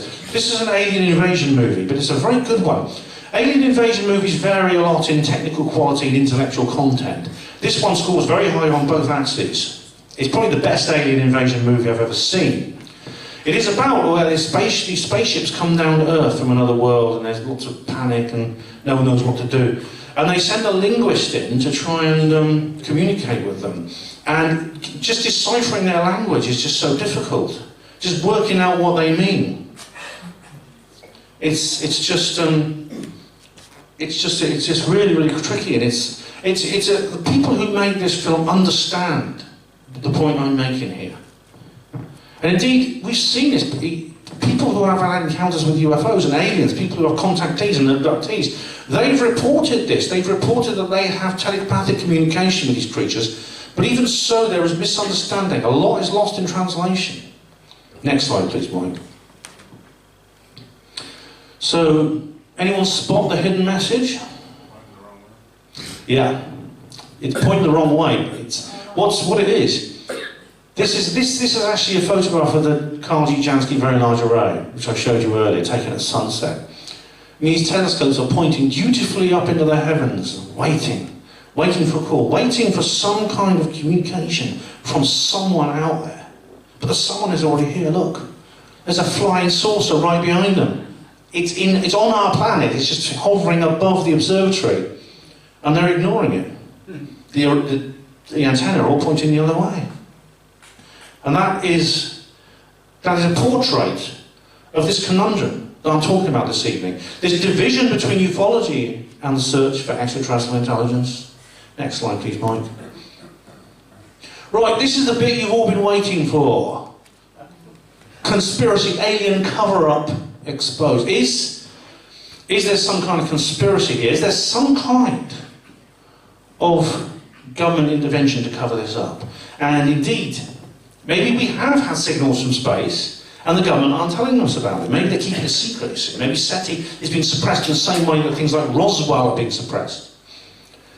And we can anticipate this on theoretical grounds. Next slide, please, Mike.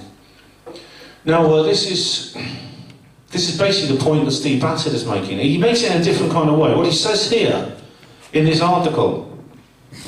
It's actually, sorry, this is the actual article he's criticising. See, this is from Life Science. No signs of aliens in the closest 1,300 stars. Hunt funded by Russian billionaire reveals. That's the Breakthrough Listen project by Yuri Milner. Now, firstly, 1,300 stars is not very much. It's very close to the Earth. It's within 100 light years or so. There's plenty many more to see.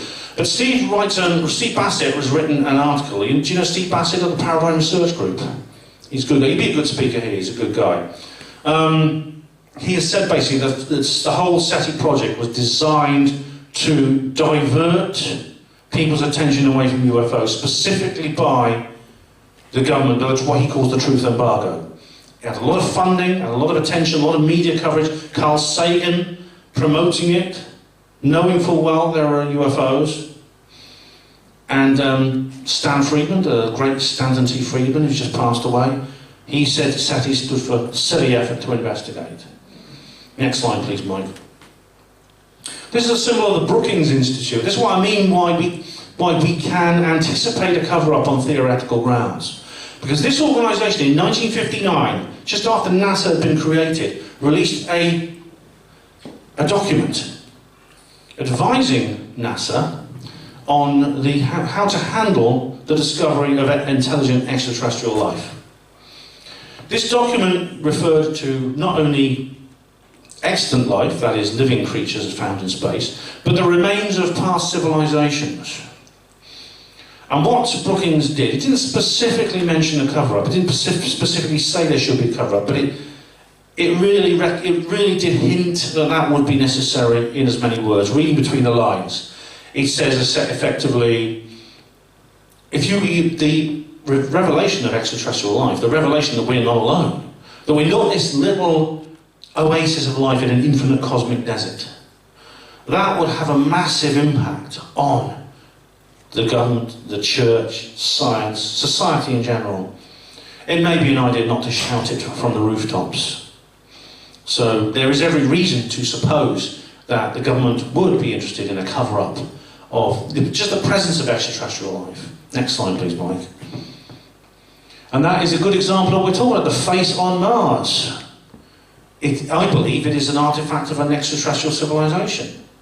And a lot's been said about that. You could have an entire presentation on that subject alone. But the response, the way NASA has dealt with this, indicates that they are taking the advice of the Brookings Institute. Have you seen the saga about there's no probes been sent there. It's been imaged from a long distance, but the actual image was deliberately distorted to make it look less interesting. It seems as if NASA are taking that advice. Next slide, please, Mike. There is actually a protocol for the discovery of extraterrestrial life, which does look as if the potential for subversion is there. What happens is the SETI Institute has negotiated a code of conduct with various governments, protocols for an ET signal detection. Now this is, there's actually a division of the SETI Institute which has an amazing name, the Central Bureau of Astronomical Telegrams. That's great, isn't it? And so the Central Bureau of Astronomical Telegrams is basically is what manages this. If someone in the SETI movement detects a signal, the first thing they do is they keep it to themselves, they don't spread it around. They then discuss it with their peers from around the world, or other people within the SETI movement. They verify that it is real, and then they carry out a very carefully controlled, after they inform the President of the United States or the various other heads of government, wherever it happens to be, then they carry out very carefully and controlled publication within the scientific community and the media. And no one should make a reply to any signal until it's been negotiated. There should be no reply to any signal until it's been talked about. Then they have an organised response. So you could say, well, there, you know, the bit where they inform the government, that is an area where subversion could occur, theoretically, couldn't it? Next slide, please, Mike. I think not.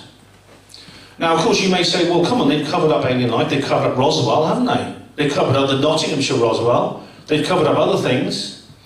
Gary Jones was here talking about the Pentook incident. They've covered that up. They tried to. They tried to cover up these things wherever they happen. But there's a very different flow of information between signals from outer space and a flying saucer crashing on the Earth. If a flying saucer crashes on the Earth, the government move in, they seal it off, they get rid of the debris, and they put out a weather balloon story. If a signal comes from outer space, they can't exactly put a do not cross tape around it, can they? This is just a picture of just a few of the radio telescopes that exist around the world, and the optical telescopes. That one's an optical one, I think. This is just a handful of various telescopes. There are thousands of these telescopes. They're in all countries of the world. They even have one at the South Pole. The number of astronomers who work in them and the various other people, there's a huge number of professional astronomers, a massive network. Now, I believe it's not possible to suppress some kind of interesting thing coming from space that's detected by a telescope. Astronomy is the one truly democratic science. All the data is above our heads. And I really don't think it would be possible to cover it up if there was a signal from another planet. Next slide, please, Mike. It's not only the professional astronomers, it's the amateurs. Astronomy is still one of the most popular hobbies. You can pick up for a few £100, you can pick up a decent telescope from the shop. And people do that. There's a big amateur astronomical community.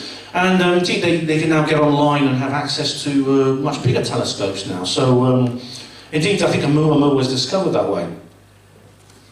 The millions and millions of amateur astronomers would also be looking at this. It's a top-heavy conspiracy beyond belief, so I don't think there would be a cover-up of a signal from another world. Next slide, please, Mike. So will we see this? Will we see our fearless leader, Boris Badenoff, standing outside number 10, telling us that we've picked up an intelligent signal from another world? I hope this is one occasion he does brush his hair for, I really do. Next slide, please, Mike. Well, what about the God Emperor himself? Will he do the same? Knowing him, it'll be on Twitter first, won't it? I'm here to tell you today that we have detected a signal from the star Zeta Reticuli, and there is a Dyson sphere around Tabby Star. They may be forced to do this. The thing about it is, though, I mean, next slide, please, Mike. Yeah. This is something I hope to see. I hope to see this gimp forced to eat a lump of humble pie he won't be able to get down his throat. I think he'll just retire just to avoid that. I really do. This guy is so egotistical. He's a very nice guy, actually. Is he? Oh, well...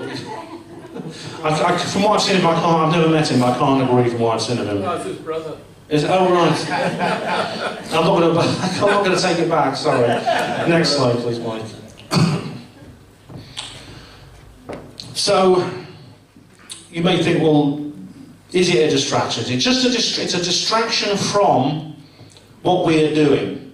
Maybe this is what Steve Bassett has said. SETI is the silly effort to investigate.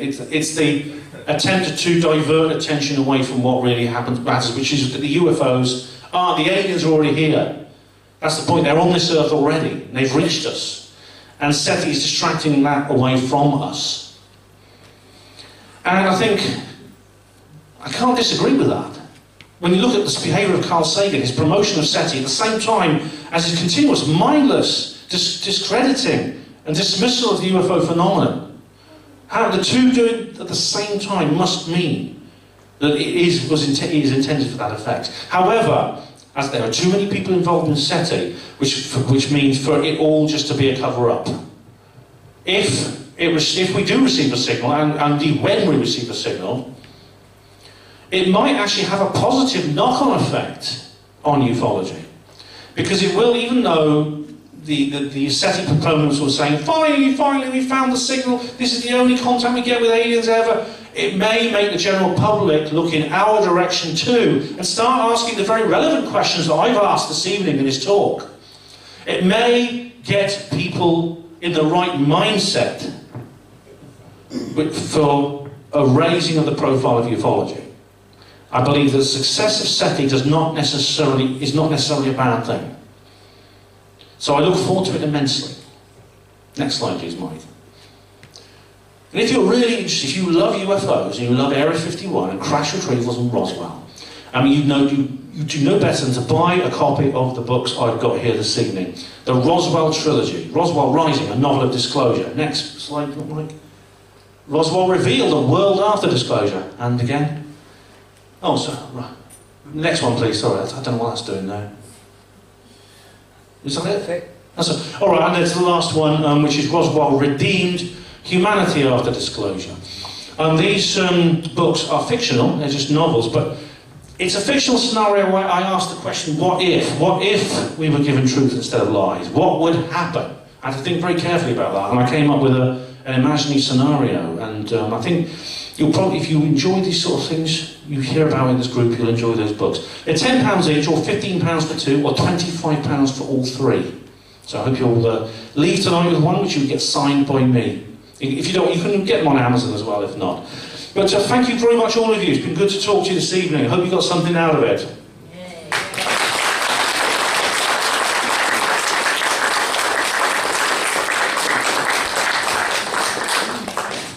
Right, I'd like to give a personal thank you to Ben for coming all the way from Oxford to see us again.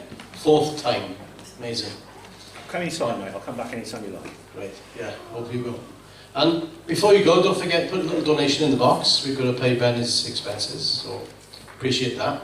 And see you all next month. But before we do, is there any questions? Do you want to do Q&A? Yeah. I'll stick the lights back on so you can see him. And, first question? Anyone got any questions? Just put the light on in a minute. I can't quite see at the moment. One sec.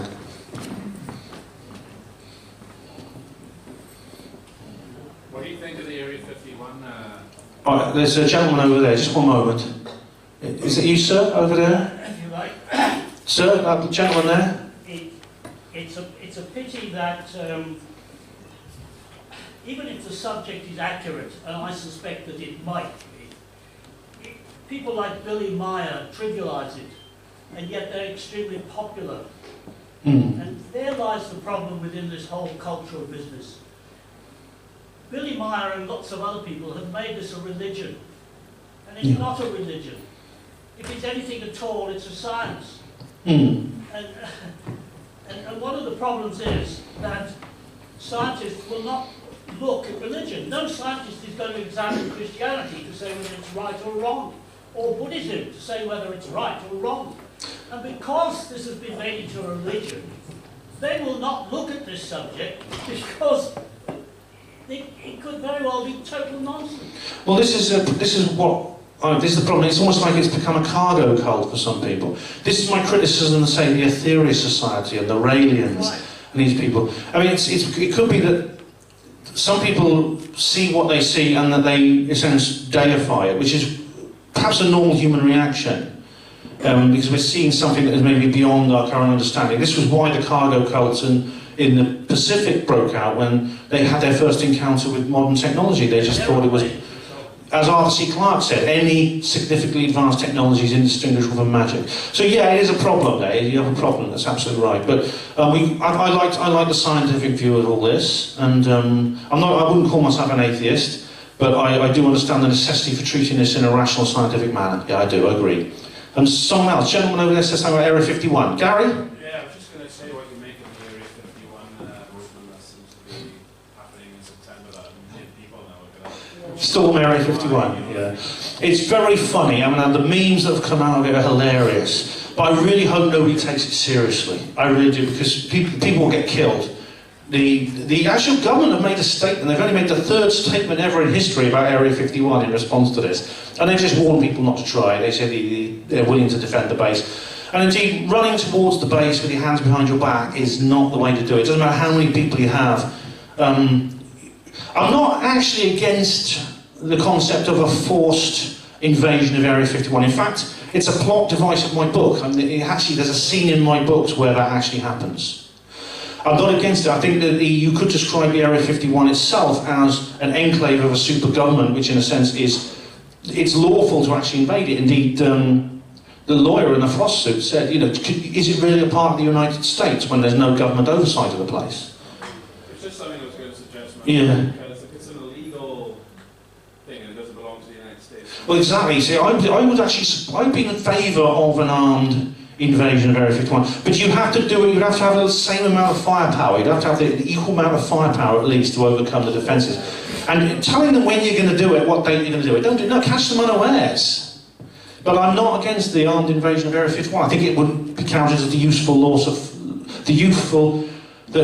lawful use of force, I would say. Next question, anyone else? Gentleman over there, Bruce. What do you make of the idea? I mean, I don't know if you've seen there's a recent documentary. There's a guy, I think he's a biologist, says a lot of these things are extremophiles. They're life forms that are living on the edge of space, which I think looks reasonable. And what do you think of that? You've probably seen some of these videos like from the STS missions. They look fairly uniform, these circular objects. The space critters? Yeah, do you think that a proportion of what we've seen then are perhaps these extremophiles? Yeah, I do believe, Chandravikrama Singh talks about this. He said the space itself is full of life. There's life in the space itself. It's not just a dead, cold, empty vacuum. There's life that has adapted to it. And indeed, there's a guy called Nick Hayes, who lives near me, who has actually photographed these things. He photographs them regularly. And I believe some of them may be living, in a sense, forms of life, yes. Space serpents and things like that. Yeah. Emlyn, hi. Right. There's an interesting article in this month's Nexus magazine. I've got a copy, yeah. About the attitude of ufology in China. They take a very much better view of the subject over there than we do. What do you know about that? It's very interesting, yeah. There's a couple of Chinese ufologists who I've actually seen, and one of them spoke at a conference, and indeed the government have taken it very seriously too. There's been they've had a lot much more open-minded view. And indeed, there's a guy called Dr. Dan Farkas from Romania, who's written a book called UFOs over Romania, which is primarily about the nation of Romania, but he talks about the links between Romania and China after the Sino-Soviet split in the 60s, and about how the UFO issue was taken very seriously by that kind of side in that conflict. Very interesting. Thanks for coming. Bye-bye. Does anyone else have a question? Gentleman over there. Ben, just ask you, going back over 100 years, like when Marconi invented the spark gap, sending Morse code, do you think that if we did contact an alien race, which is like not 100 years, 1,000 years ahead, do you think they'd have radio and lasers? Well, it's a good question. Do we know that not only would they be able to control electromagnetic radiation, but would it occur to them to do so? Only if they had the kind of mindset to do so. It's possible they may be using something else, something we haven't discovered, and they're beaming signals out of space and wondering why we don't reply. So yeah, I don't know. I know that certainly can send with computer power now 72 million scans Yeah, well, I mean, one thing that could be using quantum computing and the superposition. If there's a way of like controlling the superposition of subatomic particles, you could actually have a communications device which wouldn't be limited by the speed of light. Wherever it happens in the universe, the entanglement of the particles would work, which means you could essentially talk in real time to someone on the other side of the universe. There's only one problem with that, you have to get the other part to them. Yeah, the thing is, that's the thing. You'd have to get entangled particles that were shared between two parts. Yeah, that's it. And I'll be in the Area 51 in September. All right. Well, don't go do anything. Taking a video. Yeah. Oh, yeah, I hope no one. I mean, some of them will probably turn up, but I do hope no one gets hurt. I really do. Yeah. I Love Lucy is about 150 light years out there, 150,000 light years out there. Nobody so far has written back and said, yeah, we like I Love Lucy. So they can see us quite clearly. What will they think when? Why can't we see them? Yeah. What will they think when blind date reaches us? They'll hate us. They'll probably invade us and destroy the earth just to shut us up. Anyone else? There's no one else, is there? Oh, sorry, Bruce. There's a gentleman at the back there. There's a guy in Canada. I don't know him. He called himself Bruce Sees All. What's his? Who?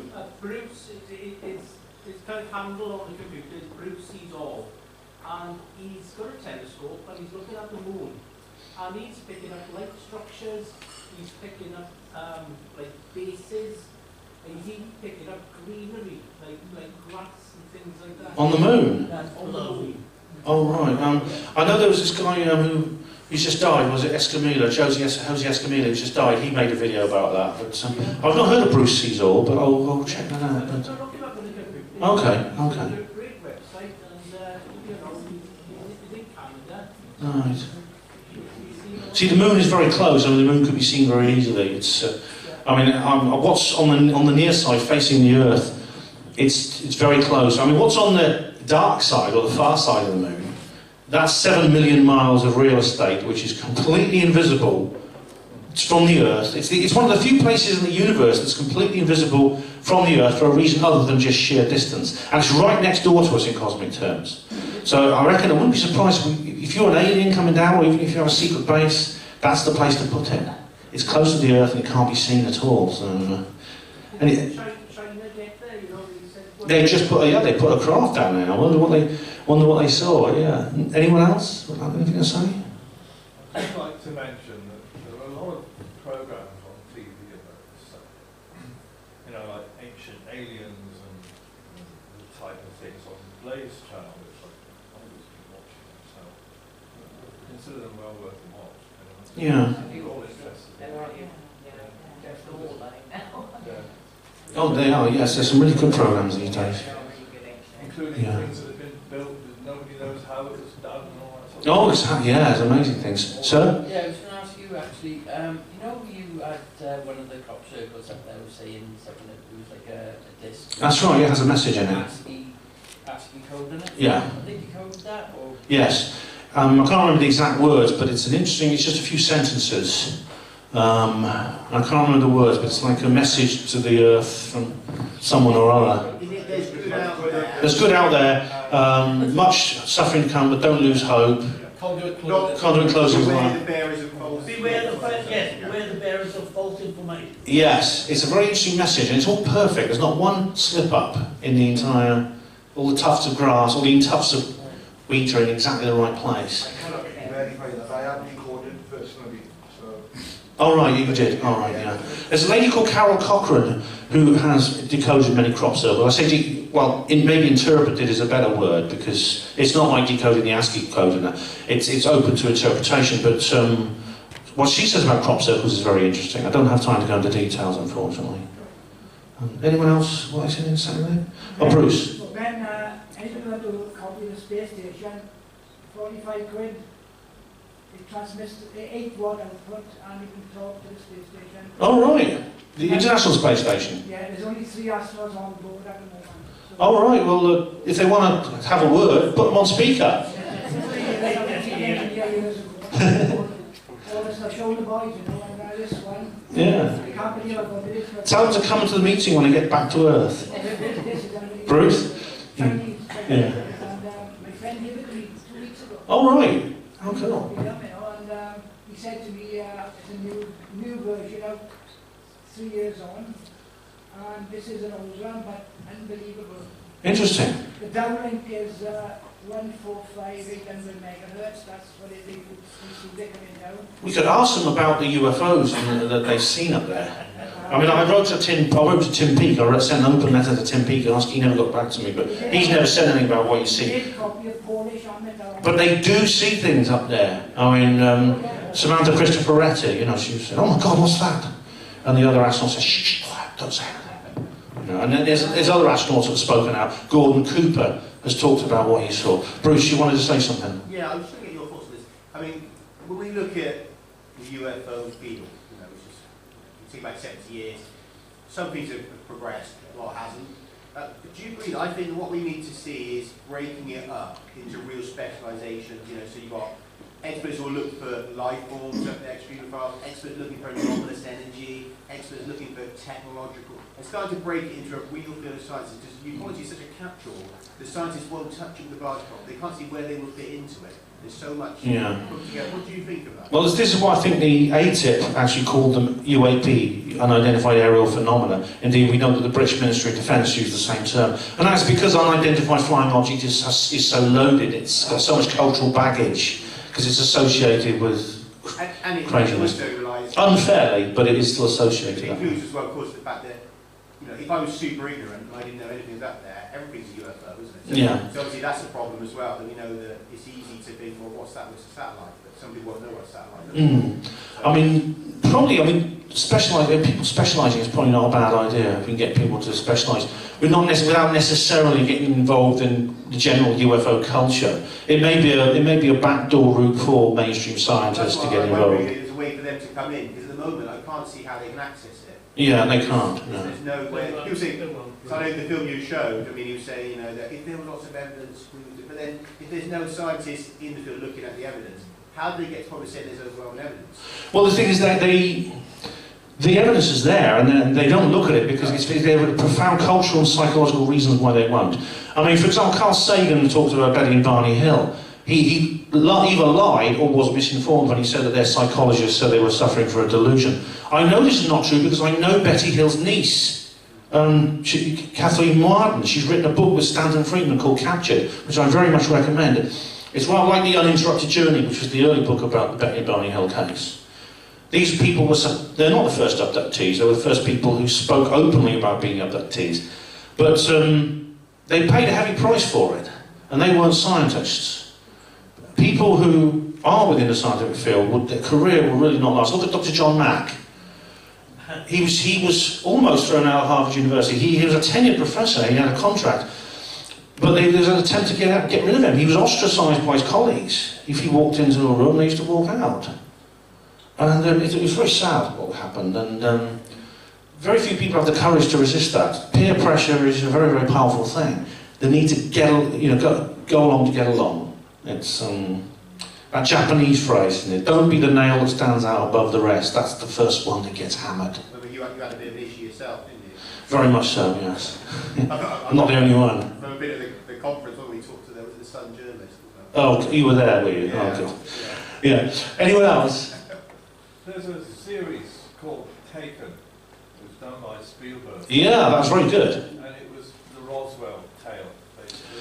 It was made different. It covered the contact and alien hybrids. It was a really good series, actually. Really, really good. And great mini-series. I very much recommend it, yeah.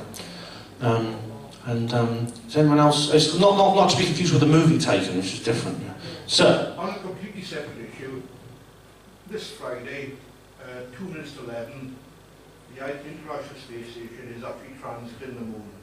So. Oh, is it? So you can see it? Oh, right. It's just for an evening sight, you know. You can actually see it, yeah. I've seen it on some.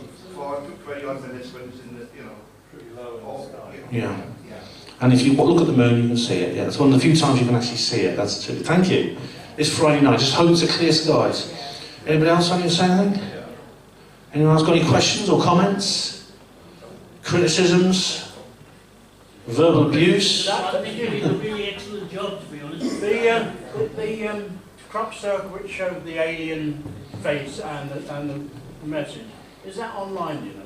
Oh, it's, yes, using lots of pictures I've of never it. seen that one yet. Oh, I there's was lots. aware of it and I was absolutely gobsmacked by it. Oh, right, well, I was when I first saw it, I really was. Anything like it. There's lots of pictures of it online. If you just put Chill Bolton crop circles, you'll see all of those images I just showed you. Okay, thank you. And lots of pages of commentary on them. Thanks, everyone. Thank you very much, all of you.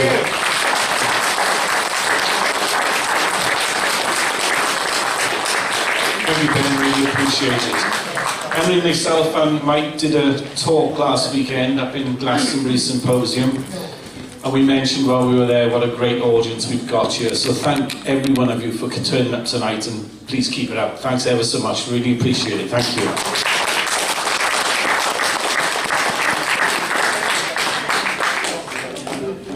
Right, it's Wednesday morning now. I've had a really good night's sleep. Absolutely, really great. I needed it, I think. Although the fire alarm went off in the night, about 2:30. Luckily it wasn't very long. That happened at Probe a couple of years ago. So, time to go home now. I've got a very, very long journey. It's going to take all day, but I'm heading home. Well, I'm back home. Quite a short trip, really. I left just 36 hours ago, more or less. Less than that, actually. Managed to get back on the coach, all the way to London and back again, of course. Same route, big out my way route, almost exactly backtracking myself. Let's hope Dash Express reorganise themselves soon. Well, I've had a short but really, really enjoyable trip. I really have. I want to say a big thank you to Emlyn, to Mike, to Steve and everyone else at Swansea UFO Network. Thanks very much for organising this event and inviting me. Please invite me back. I'll be happy to come anytime you like. And to everyone who turned up, thank you very much indeed. You know what? It was a pretty good turnout. I mean, honestly, there were over 50 people there. I would say that's the biggest crowd I played to since Holmfirth at UFO Truth magazine.